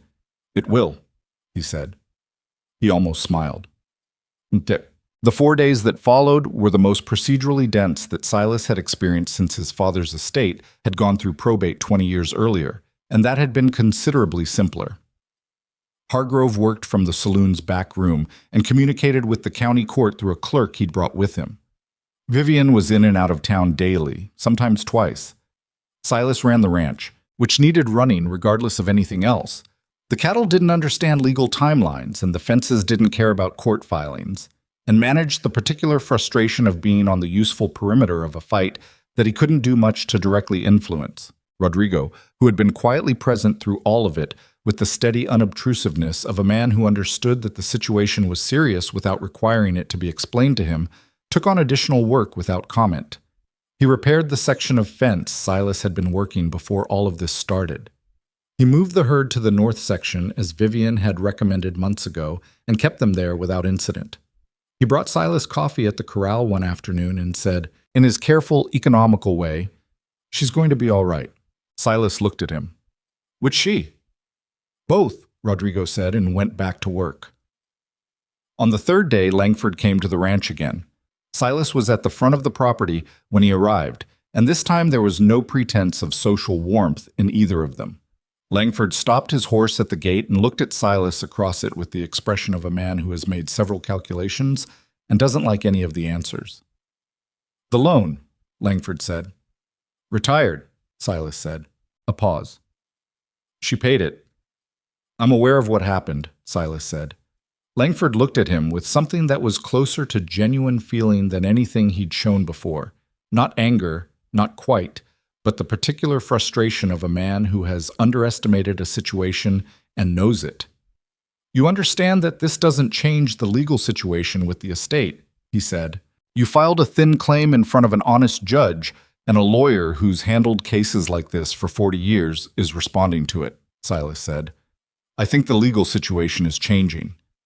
Another pause. Langford looked at the ranch, the house, the barn, the south pasture visible beyond. "This is not what I expected," he said, and for a moment it sounded almost like he meant something other than a negotiating position, like he was actually speaking. "What did you expect?" Silas said. Langford looked at him. "I expected her to be more manageable," Silas said. "A beat." "Yes," Langford said, and the honesty of it was both remarkable and ugly. "She never was," Silas said. "You just didn't know her." Langford looked at the ranch for one more moment, then turned his horse and rode back toward town. Silas watched him go and then walked back to the house and told Vivian what had been said, and she sat with it for a moment and then said, "He's deciding whether to withdraw the filing." "You think he will?" "A man like Victor doesn't like losing publicly," she said. "Withdrawing costs him something, but losing in court costs him more. And with Hargrove and honest documentation, he's going to lose." She looked at the road. "He'll withdraw, and then he'll leave." "You sound sure," Silas said. "I'm not sure," she said, "but I know how he thinks. He's never been in a fight he couldn't win by outspending the other side. This is the first time the other side has equivalent resources and a better case." She was right. On the fifth day, Langford's lawyers submitted a withdrawal of the filing. Hargrove received the notice and sent word to the ranch within the hour. Vivian read the notification at the kitchen table and set it down and sat very still for a moment. Then she put both hands flat on the table and took a slow breath and said nothing at all for what was probably 30 seconds. Silas was watching her from across the room. "It's over," she said. Not triumphant, just true. The legal part, he said. Yes, she said. The rest of it still has to be worked out. I know, he said, but one thing at a time. She looked at him. Her face was tired, genuinely tired, the kind of exhaustion that came from weeks of sustained tension finally releasing. She looked less composed than he'd seen her look since she arrived, and somehow more herself for it. Silas, she said. Vivian. I think we should get married, she said. The kitchen was quiet, very quiet. He looked at her. She was looking back at him with the direct, unafraid gaze she used for things that mattered, and he could see that she had thought about this, really thought about it, the way she thought about everything important, working through it before she said it. That's not a romantic proposal, he said. No, she agreed. It's an honest one. A pause. But if you need a romantic version, I can try, though I'd warn you it probably won't be much better. He almost laughed. It surprised him, the almost laugh, the way it came up from somewhere unexpected after weeks of tension. Why? He said. She was quiet for a moment. Because I've been here 9 months, and I can't imagine going somewhere else, she said. Because this ranch is as much mine as anything I've ever owned, and I've put work into it that I've never put into anything else in my life, and I don't want to be here as a practical arrangement that can be revised when the circumstances change. She held his gaze. Because you sat with me on that porch step when I was holding myself together with my hands, and you went to that barn roof in freezing temperatures and came down and drank hot water to get feeling back in your fingers and then went back up. And you let me be right about the fence post without making it a thing. And you argued with me about the steers and then conceded because the arithmetic was right and your pride was wrong. And those are not small things to me. He looked at her for a long moment. The lamp between them was burning low and needed trimming, and neither of them moved to trim it. The arrangement, he said slowly, the original one, was always going to become something else or end, she said. We both knew that. I'm suggesting it becomes something else. You're suggesting it on the heels of a crisis, he said. It's worth noting that. I know, she said, but I was thinking it before the crisis. I was thinking it in December and in February and in every month since. The crisis didn't create it. It just... She searched for the word. It clarified it. He sat down at the table. He turned his cup in his hands, which was what he did when he was thinking through something important, and didn't want to speak before he'd gotten to the end of it. I'm not easy either, he said. I know, she said. You're stubborn and private, and you process things alone when you should occasionally say them out loud, and you have pride about money that's going to require ongoing navigation. Ongoing navigation, he repeated. That's what I said. He looked at her. She looked at him. The lamp flickered once and settled. We'd need to do it properly, he said. Not a rush thing because of the legal situation. The legal situation is resolved, she said. We could wait a month. Have it be a real occasion. Martha would have opinions about it, he said. Martha has opinions about everything, she said. That's not a reason to exclude her. He was quiet for another moment. Then he said, yes. She waited, as if confirming she'd heard correctly. Yes, he said again, to the honest version. I don't need the romantic one. She looked at him, and for the first time in 9 months of watching her maintain composure through circumstances that would have unraveled most people, he saw her face do something simple and unguarded. It wasn't a dramatic thing. It was the relaxation of a held breath, the very slight softening of the careful arrangement she kept her expression in. Good, she said. The word was quiet and meant more than its single syllable. Good, he agreed. The following morning, Vivian rode into Harlan Flats and spoke to Hargrove about accelerating the estate transfer documentation. He had already been in communication with Caldwell's office. The withdrawal of Langford's filing had, as Vivian had predicted, removed whatever leverage Langford had held over Caldwell. And the Philadelphia firm was now moving with the cooperative efficiency of people who are relieved to be on the right side of a resolved situation. The documentation was submitted to the appropriate channels within the week.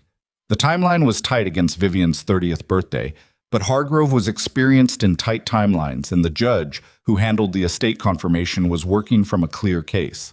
Langford left Harlan Flats on a Wednesday. Gus Crane saw him go. The coach heading east, Langford in it with his luggage, and his associate Pratt, and the 2 lawyers from the county seat. He did not come to the ranch before he left.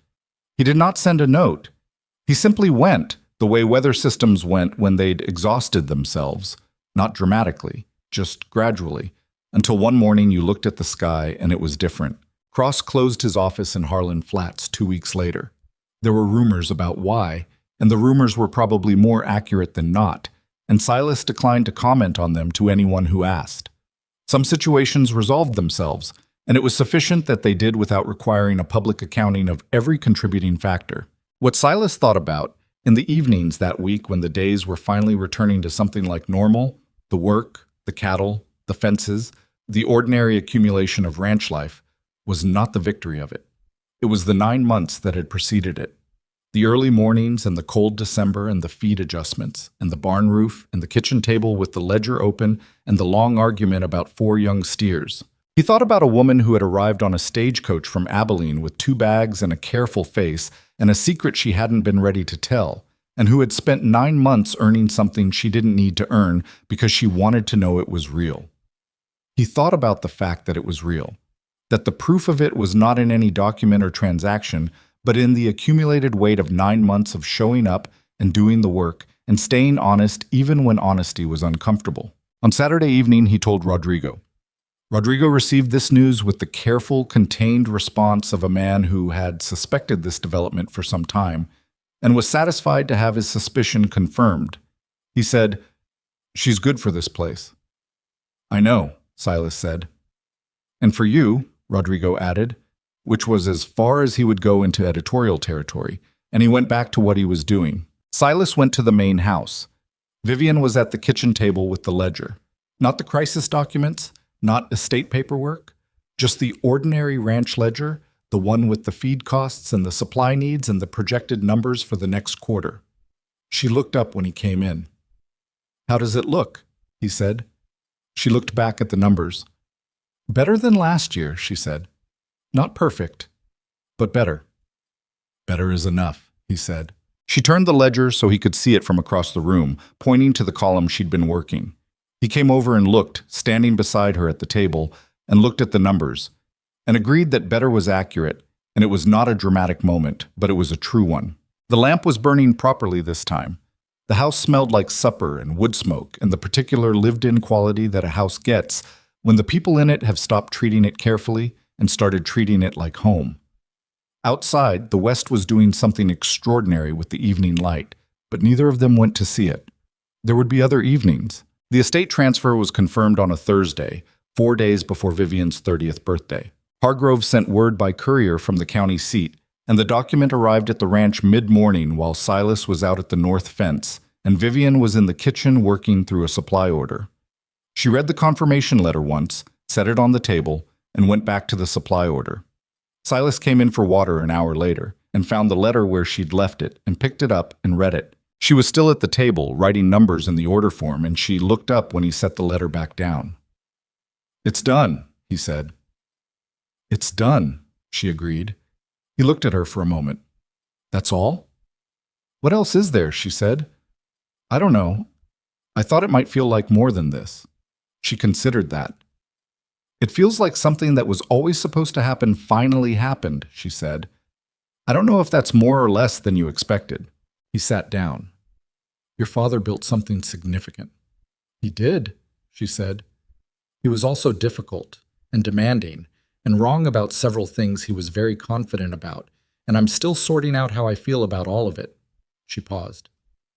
"He was right about one thing. He used to say that money is just a tool. The character of the person holding it determines whether it builds or destroys." Silas looked at her across the table. "What are you going to do with it?" She put the pen down and gave him the full attention she reserved for things that mattered. "I've been thinking about that for months," she said. "I have some ideas. I want to go through them with you." "All right," he said. "Not today," she said. "Today I'd like to finish this supply order and have a normal afternoon." He found this reasonable. "Normal afternoon," he said. Yes. He got up and went back to the north fence. And the afternoon was, in fact, normal. The specific, unremarkable normalcy of people doing work they know how to do in a place that has become theirs. Nothing announced itself. The day did not mark the occasion.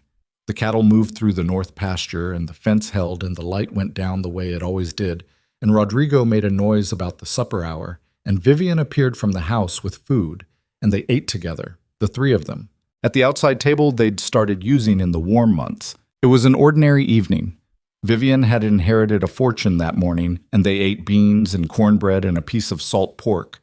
And Rodrigo complained mildly about the well bucket needing a new rope, and Silas agreed that it did, and Vivian said she'd add it to the supply order, and the stars came out over West Texas the way they always did. Indifferent, enormous, and present regardless of what was happening below them. They married on a Saturday in June, 5 weeks after the estate confirmation.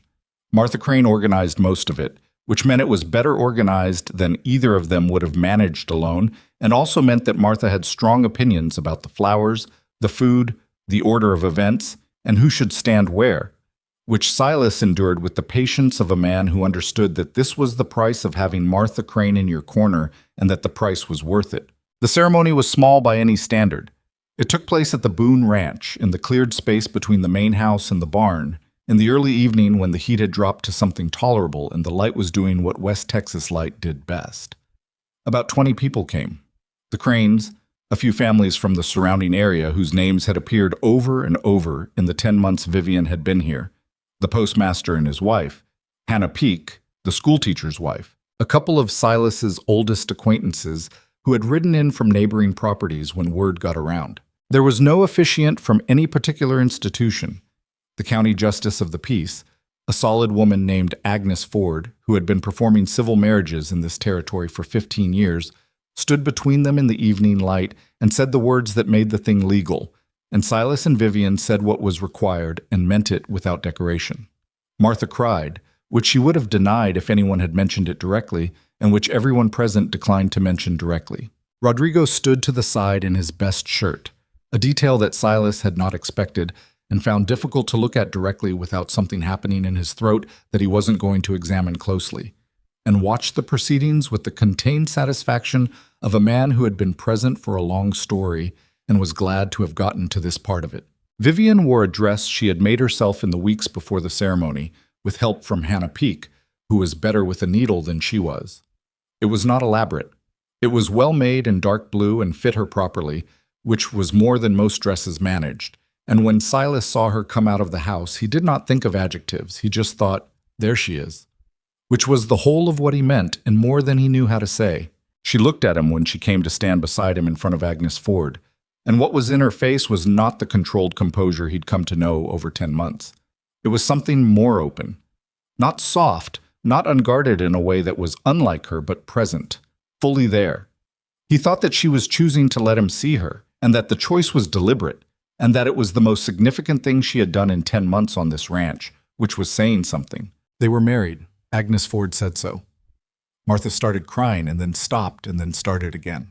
The supper afterward went until well past dark, which was not what anyone had planned, but was what happened when people who don't get to see each other often find themselves in the same place with adequate food and no particular reason to leave.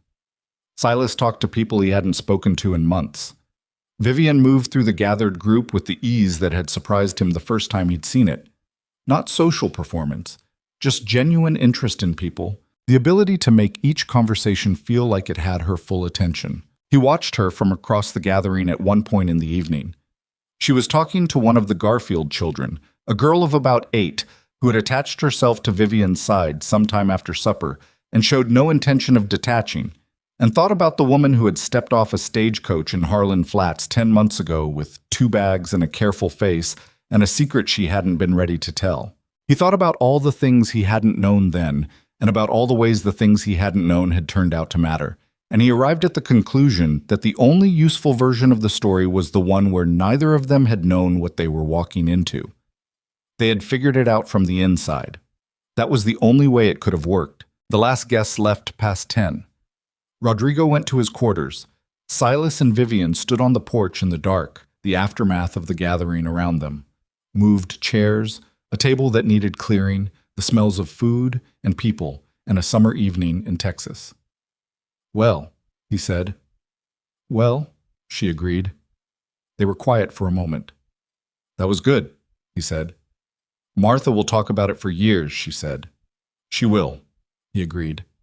He looked at the yard. You all right? I'm tired and I'm happy, she said. Both quite a lot. He looked at her sideways. She was looking at the dark yard with the expression she had when she was actually at rest, which was rarer than it should have been, and which he had come to recognize as a real indicator of her internal state in a way that her controlled expressions were not. Vivian Boone, he said, testing it out loud. She turned to look at him. That's going to take some getting used to, she said. For which of us? Both, probably, she said. He put his arm around her, which was not a gesture he made easily, and which she received without comment, leaning slightly against him in the way of someone who is tired enough to let themselves be held without analyzing it. They stayed on the porch for a while after that, not saying much, and the night did what Texas nights did in June, breathed warm and dark and enormous around them. And the ranch stood in it the way it had been standing for 30 years, imperfect and solid and alive with the particular life of a place that has been worked and cared for by people who meant it. The ideas Vivian had mentioned over the ordinary supper the evening the estate transfer confirmed were not small ones, and she did not present them as small when she laid them out to Silas in the weeks that followed the wedding. The first was the expansion of the cattle operation. Not reckless growth. She was too precise in her thinking for recklessness, but calculated expansion based on the water capacity they now had with the spring channel, the greening of the pastures after the wet spring, and the genuine market conditions she had been quietly researching through correspondence with 2 stockbrokers in Abilene. She wanted to bring the herd from 60 head to 150 over 2 years. Silas listened to this plan with the critical attention he gave everything she proposed and found, when he'd worked through it himself, that her numbers were sound. He hired 2 additional hands in July. Young men, brothers named Cole and Denny Walsh, from a failed homestead 15 miles east, who came recommended by the Garfields and who proved to be capable workers with the particular resilience of people who had learned recently and hard that nothing was given. The ranch had not had more than Rodrigo since the difficult years after Eleanor, and the adjustment to a fuller working operation was occasionally awkward and ultimately productive. Rodrigo took to the role of experienced hand with characteristic quiet authority. He did not say much to Cole and Denny Walsh beyond what was necessary for the work, but what he said was right, and they learned to listen to him in the way that young people with good sense learn to listen to competent older people when they realize the older person's experience is real and not performed. The second idea took longer to talk through, and the talking through was occasionally difficult. Vivian wanted to build a reading room, a public one, a small building in Harlan Flats where families could come to access books, periodicals, maps, and basic educational materials that the frontier simply did not provide. She had been thinking about it since the winter, she told Silas, since the evening she'd sat with Hannah Peake during her difficult week, and Hannah had mentioned, in passing, that the nearest library of any kind was 43 miles east in a town 3 times the size of Harlan Flats. Books, Silas said. He said it the way he said things he wasn't sure about yet. And periodicals, she said. Agricultural publications, legal references, basic maps of the territory, educational primers for children whose parents don't have access to the school in the county seat. Martha would be interested, he said, which was not agreement but was not refusal either. Martha has already expressed interest, Vivian said with the slight near smile. I may have mentioned it to her. He looked at her, before mentioning it to me. I wanted to know if it was viable before I brought it to you, she said. Martha knows this town. I needed a realistic assessment. And her assessment? She said the town would use it, Vivian said. She also said the Delacourt family has an unused building at the east end of Main Street that they've been trying to find a purpose for since their second son moved to Abilene. He turned this over. It's not nothing to build and maintain, he said. No, she said. But it's not as much as you might think if it's done simply. The building exists. What it needs is shelving, books, and someone willing to open the door 3 mornings a week. Hannah Peake, he said. She's already agreed, Vivian said, conditionally, pending whether the thing actually happens. He sat back and looked at her with the expression she had come to recognize. The one where he was done testing the idea for holes and had found it sounder than he'd expected. You've been planning this for a while, he said. Since February, she said. He shook his head slowly, but it was not the negative kind of head shake. All right, he said. All right as in, let's do it, he said. Patriche. The Harlan Flats Reading House opened in September, in the Delacorte building at the east end of Main Street, which had been cleaned and painted and fitted with 4 long shelves along the 3 walls that didn't have windows. The initial collection came from 3 sources. Vivian's own substantial personal library, which had been sitting in storage in Philadelphia since she left, a bulk purchase from a bookseller in Abilene who had been holding overstock for 2 years and was happy to move it at a reasonable price, and a small collection of donated volumes from families in the surrounding area who contributed more than Vivian had expected when word went around about what was being built and why. Martha Crane donated 6 books and organized a subscription drive for periodicals that brought in enough for a 2-year subscription to 3 agricultural publications and 1 general news weekly. Gus donated the shelving hardware. Hannah Peake opened the doors on a Tuesday morning and by midday had 8 visitors, which was more than anyone had projected. By the end of the first month, she was open 4 mornings a week instead of 3, and by December she had started a reading hour for children on Saturday afternoons that reliably drew 6 to 12 children depending on the weather and how far their families had to come. Silas went to the reading house exactly once in that first year, on a Wednesday morning when he had business at the post office, and walked past the open door and looked in and saw Hannah Peake, helping a man he vaguely recognized from the Elkins homestead work through what appeared to be a land registration document. Both of them bent over it at the reading table with a territorial law reference book open alongside it. He stood in the doorway for a moment, unnoticed, and then went on to the post office and said nothing about it to anyone. That evening, he told Vivian, the Elkins man was at the reading house. I heard, she said. He's been trying to sort out a boundary dispute with his neighbor. Hannah found the right reference. Didn't know she knew that much about land law, he said. She didn't, Vivian said. She's been reading. He thought about that. You built something real, he said. We're building it, she said. It's not built yet. She was right about that. Nothing was finished. The ranch was better than it had been and still had problems.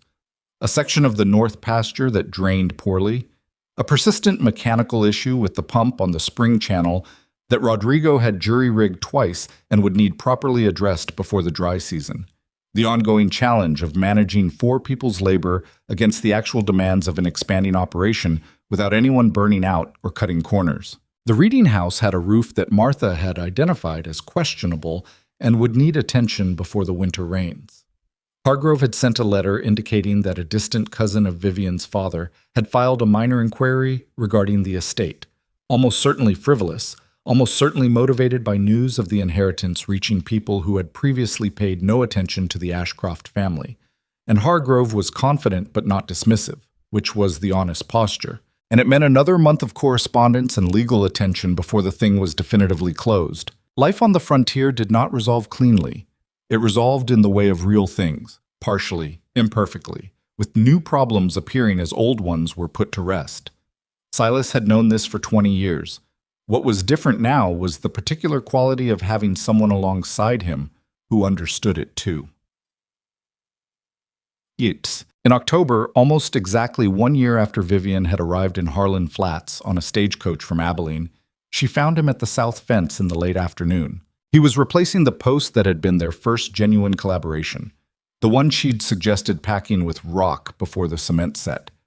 The one he hadn't mentioned again because mentioning it would have required him to acknowledge something he hadn't been ready to acknowledge yet. The original post had finally given after 14 months of doing better than the others, which was a reasonable lifespan for a fence post in this soil. She stood on her side of the fence and watched him work for a moment. He was aware of her presence without acknowledging it, the way you're aware of someone who has become a regular part of your field, whose absence would register more loudly than their presence. That one lasted a while, she said. 14 months, he said. For this soil, that's not bad. Longer than the others, she said. Yes, he said. He glanced at her. Because of how we said it. She said nothing for a moment. Then she said, Are you acknowledging that I was right about something a year ago? I'm acknowledging that the post lasted 14 months, he said. That's the same thing. It's adjacent, he said. She almost laughed. It was the real laugh, the rare one, and it changed her face in the way he'd gotten to know over the past year, opened it up, made her look younger than she was, and less careful, and more like whatever version of herself she was before she learned to be so careful. He set the new post. She held the line level while he worked the base, because there was no one else immediately available, and 2 sets of hands were better than 1. And because after a year of working a ranch together, the vocabulary of who did what in a given task had sorted itself out through repetition into something that felt, if not exactly natural, then earned. When the post was set and the line tensioned and checked, they stood on their respective sides of the fence in the October afternoon, and the light was doing something gold and long across the south pasture, and the cattle were moving in the slow way they moved in late afternoon when the heat was finally manageable and the grass was there. "A year," she said. "More or less," he said. "When you stood outside the post office," she said. "What were you actually thinking?" He turned this over. He owed her an honest answer. "I was thinking I'd made an arrangement that might be a mistake," he said. "I was thinking the whole thing was going to be awkward and difficult." "And?" "It was awkward and difficult," he said. "Yes," she agreed. "What else?" He looked at the south pasture, at the cattle moving through it, at the grass that was greener than it had been in years, at the fence that ran where it needed to run, mostly repaired, occasionally still in need of attention, at the channel that fed water from the spring 3 miles away, that he dug with his hands and her hands and Rodrigo's hands in the fall of the previous year. "I was also thinking," he said, "that I had no idea what I was doing." "You did fine," she said. "We did fine," he said. "There's a difference." She looked at him across the fence. "Yes," she said. "There is." What Silas understood, by the end of that year, was something he would not have had the language for when Vivian arrived, and might not have fully believed if someone had told him, that the thing he had been building toward without knowing it was not the solvent ranch, not the paid debt, not the expanded herd or the new hands or any of the practical accumulations of 12 months of work. What he had been building toward was this, a life that had weight to it, not comfort. Comfort was for people who confused ease with meaning, not security, exactly, though the security was better than it had been. But weight, the specific gravity of a life in which every day contained something that mattered, in which the work was connected to a purpose that extended past survival, in which the person sitting across the table at night was someone whose presence made the accounting of the day more rather than less. He had been doing this work alone for 2 years after Eleanor, and he had thought the aloneness was the cost of the life he'd chosen. He had not understood that it was possible to choose the same life and not be alone in it. Vivian understood something different from the same year, and she would have articulated it differently, though the shape of it was the same. She had come to Harlan Flats to find out if she could be valued for what she did rather than what she owned. She had found the answer to that question in the early months, in the accumulated evidence of fence posts and water channels and ledger columns, and someone who argued with her numbers when he thought they were wrong and conceded when they were right. But what she had not expected, what she would not have written into the advertisement, even if she could have, was the specific texture of belonging to a place. She had owned things her entire life. She had never belonged anywhere. The distinction had not been clear to her until she stood in the south pasture of a working ranch in West Texas and realized that she knew this land. The way the drainage ran after rain, the places where the fence was most likely to need attention, the hour when the cattle typically moved from the east section to the west, the quality of light at 4 in the afternoon in every season she'd been here. She knew it the way you know a thing that you've put your hands on repeatedly, that has responded to your attention, that has cost you something. She belonged here because she had earned belonging here. Not through money, not through the inheritance that was now legally and completely hers, but through the specific work of showing up every day and doing what the place needed and staying even when it was hard and uncertain and the outcome was not guaranteed. Nobody gives you belonging. You build it or you don't. The Boone Ranch looked different by the end of the second year than it had when Vivian arrived. The difference was not dramatic. It was not the difference between ruin and splendor, not a transformation that would have made a good illustration in a newspaper. It was the difference between a thing that is barely holding and a thing that is actually working. The herd had grown to 110 head, somewhat short of the 150 projection, but ahead of the conservative estimate. And the spring sale had gone well enough that the loan between Vivian and Silas was ahead of schedule. Cole Walsh had turned out to be skilled with the horses in a way that nobody had anticipated, and Silas had given him primary responsibility for the remuda, which freed Rodrigo for the cattle work he was better suited to. The Reading House in Harlan Flats had become, by the end of its first year, something that the town had begun to think of as simply a part of itself, the way things become when they fill a need that existed before they were named. Hannah Peake had expanded the Saturday Children's Hour to include basic arithmetic and geography, using materials from the book collection, and had quietly told Vivian that 3 of the children who attended had no formal schooling of any other kind, that the Reading House was the only structured learning available to them. Vivian had sat with that for a week. Then she had written 3 letters, to an educational organization in Austin, to the territorial administration, and to a women's advocacy group in Dallas whose work she'd been following through the Reading House's periodical subscriptions, outlining the situation of frontier children with no access to formal education and asking what was possible. She did not have answers yet. These things move slowly, and she knew it, and she was prepared to be patient in the way of someone who has learned that patience is not the same as passivity. She had planted the seed. Seeds took what they took. Silas knew about the letters because she had told him, and he had said what he always said when she was working on something that required his awareness but not his active participation. All right. 2 words that carried, from him, the full weight of support without interference, which was exactly what she needed and what he understood she needed, and the fact that he understood it was itself the product of 2 years of learning each other's language. They argued sometimes. Not often, but with genuine heat when it happened, about money decisions, about risk tolerance, about the pace of growth and the appropriate moment to slow down and consolidate.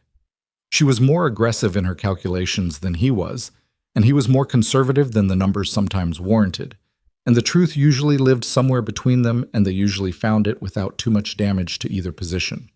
The arguments did not frighten either of them. They had figured out somewhere in the first year that an argument which ends with a better decision than either party started with is not a failure. Rodrigo turned 52 in November and celebrated by refusing to celebrate, which was consistent with his character and with which everyone complied. Silas gave him 2 days off without announcement, which Rodrigo spent doing something unknown in his quarters and which he did not discuss afterward. This was also consistent with his character. The roof on the Reading House was fixed in August, before the rains came, thanks to a community work day that Martha Crane organized with the particular determination she applied to things she had decided needed to happen. Silas went. He did not mention to anyone that he'd been to the Reading House only once in its entire first year of operation, but he spent 4 hours on the roof alongside 3 other men and made sure the work was done properly. And when Martha noticed him doing it, she did not comment, which was the most eloquent thing she could have done. On a Friday evening in late November, Silas and Vivian sat on the porch in the cooling dark. The porch step where they'd sat together once in the difficult days of May, though they were in chairs now, which was a small but real improvement. The ranch was quiet around them. Inside, a lamp burned in the kitchen. Rodrigo's light was on in his quarters. The cattle were where they needed to be. The horses were settled. The well rope had been replaced in the summer. The pump on the spring channel had been properly fixed in September, and the North Pasture's drainage problem had been partially addressed through a shallow trench that Cole Walsh had dug on a suggestion from a pamphlet at the Reading House, which Silas found almost funny in a way he hadn't quite gotten around to saying out loud. "Are you going to Austin in March?" he asked. She'd mentioned the educational organization's interest in a meeting. "Probably," she said. "I haven't confirmed yet. I want to make sure the timing doesn't conflict with the spring preparations." "It won't," he said. We'll manage." She looked at him. "You don't mind it?" "Why would I mind it?" "Some men would," she said. He thought about this honestly. "Some men would need you smaller than you are," he said. "I never needed that." She was quiet for a moment. "No," she said. "You never did." The night was doing what November nights did, cooling fast, the stars sharp and close in the way they got when the air was dry. Somewhere in the distance, a coyote was working through something that required considerable vocal commentary, and then it stopped, and the quiet came back. What did you think this year was going to be? She said. When the estate confirmed and the legal situation resolved and everything quieted down, what did you think it was going to be like? He considered this. I thought it was going to feel different than it does, he said. How different? More finished, he said, like something was concluded. And it doesn't feel that way. No, he said. It feels like... He thought about the right word. Like it just keeps going. Like it's still the same thing it always was. It is, she said. That's not a bad answer. It's not an exciting one. No, she agreed, but exciting is overrated. She looked at the dark yard. I spent the better part of my life in exciting. My father's world was constantly exciting. Crisis, acquisition, legal complexity, social maneuvering. The people around him were perpetually managing the next dramatic situation. A pause. I didn't know that ordinary was what I was looking for until I found it. He understood that. He had lived the version she was describing. The 2 difficult years after Eleanor, the grinding succession of crises, the exhaustion of problems that compounded before the previous ones were resolved. He had not thought of the ordinary as something valuable while he was inside it. He had thought of it as the space between problems. He had been wrong about that. The ordinary was not the space between the significant parts. The ordinary was the thing itself. The early mornings and the fence lines and the cattle and the ledger and the arguments about arithmetic and the coffee going cold on the table and the near laughs and the real ones and the 2 people working through a space together until the space felt like theirs. That was the thing. That was what it was. A man could spend a long time looking for something dramatic to hold on to and miss the weight of what was already in his hands. Vivian, he said. What? I'm glad you were on that stagecoach, he said. She turned to look at him. He was looking at the dark yard, not at her, because he was not the kind of man who said things like this directly into someone's face. And she knew that now, and it didn't require adjustment. You told me that once before, she said. On the night I told you about the inheritance. That time I was thinking about the ranch, he said. This time I'm thinking about everything else. She didn't say anything for a moment. Then she said, That might be the most romantic thing you've ever said to me. The bar isn't high, he said. No, she agreed. But you cleared it. He turned to look at her then, and she was looking at him with the expression he knew best, the one she reserved for things that were true and important, and which she was choosing deliberately to let him see. Open, present, hers and his and nobody else's. The coyote started up again in the distance, then stopped. The lamp in the kitchen held steady. The ranch breathed around them in the dark, imperfect and alive and completely, irreversibly theirs. They stayed on the porch until the cold pushed them inside. Neither of them was in a hurry. There was no particular reason to rush. The work would be there in the morning and the morning after that, and all the mornings that came after those. Not easy, not finished, but real and worth it, and built from the ground up by 2 imperfect people who had decided separately and then together that showing up every day and doing what needed doing was not a small thing. It was, in fact, everything.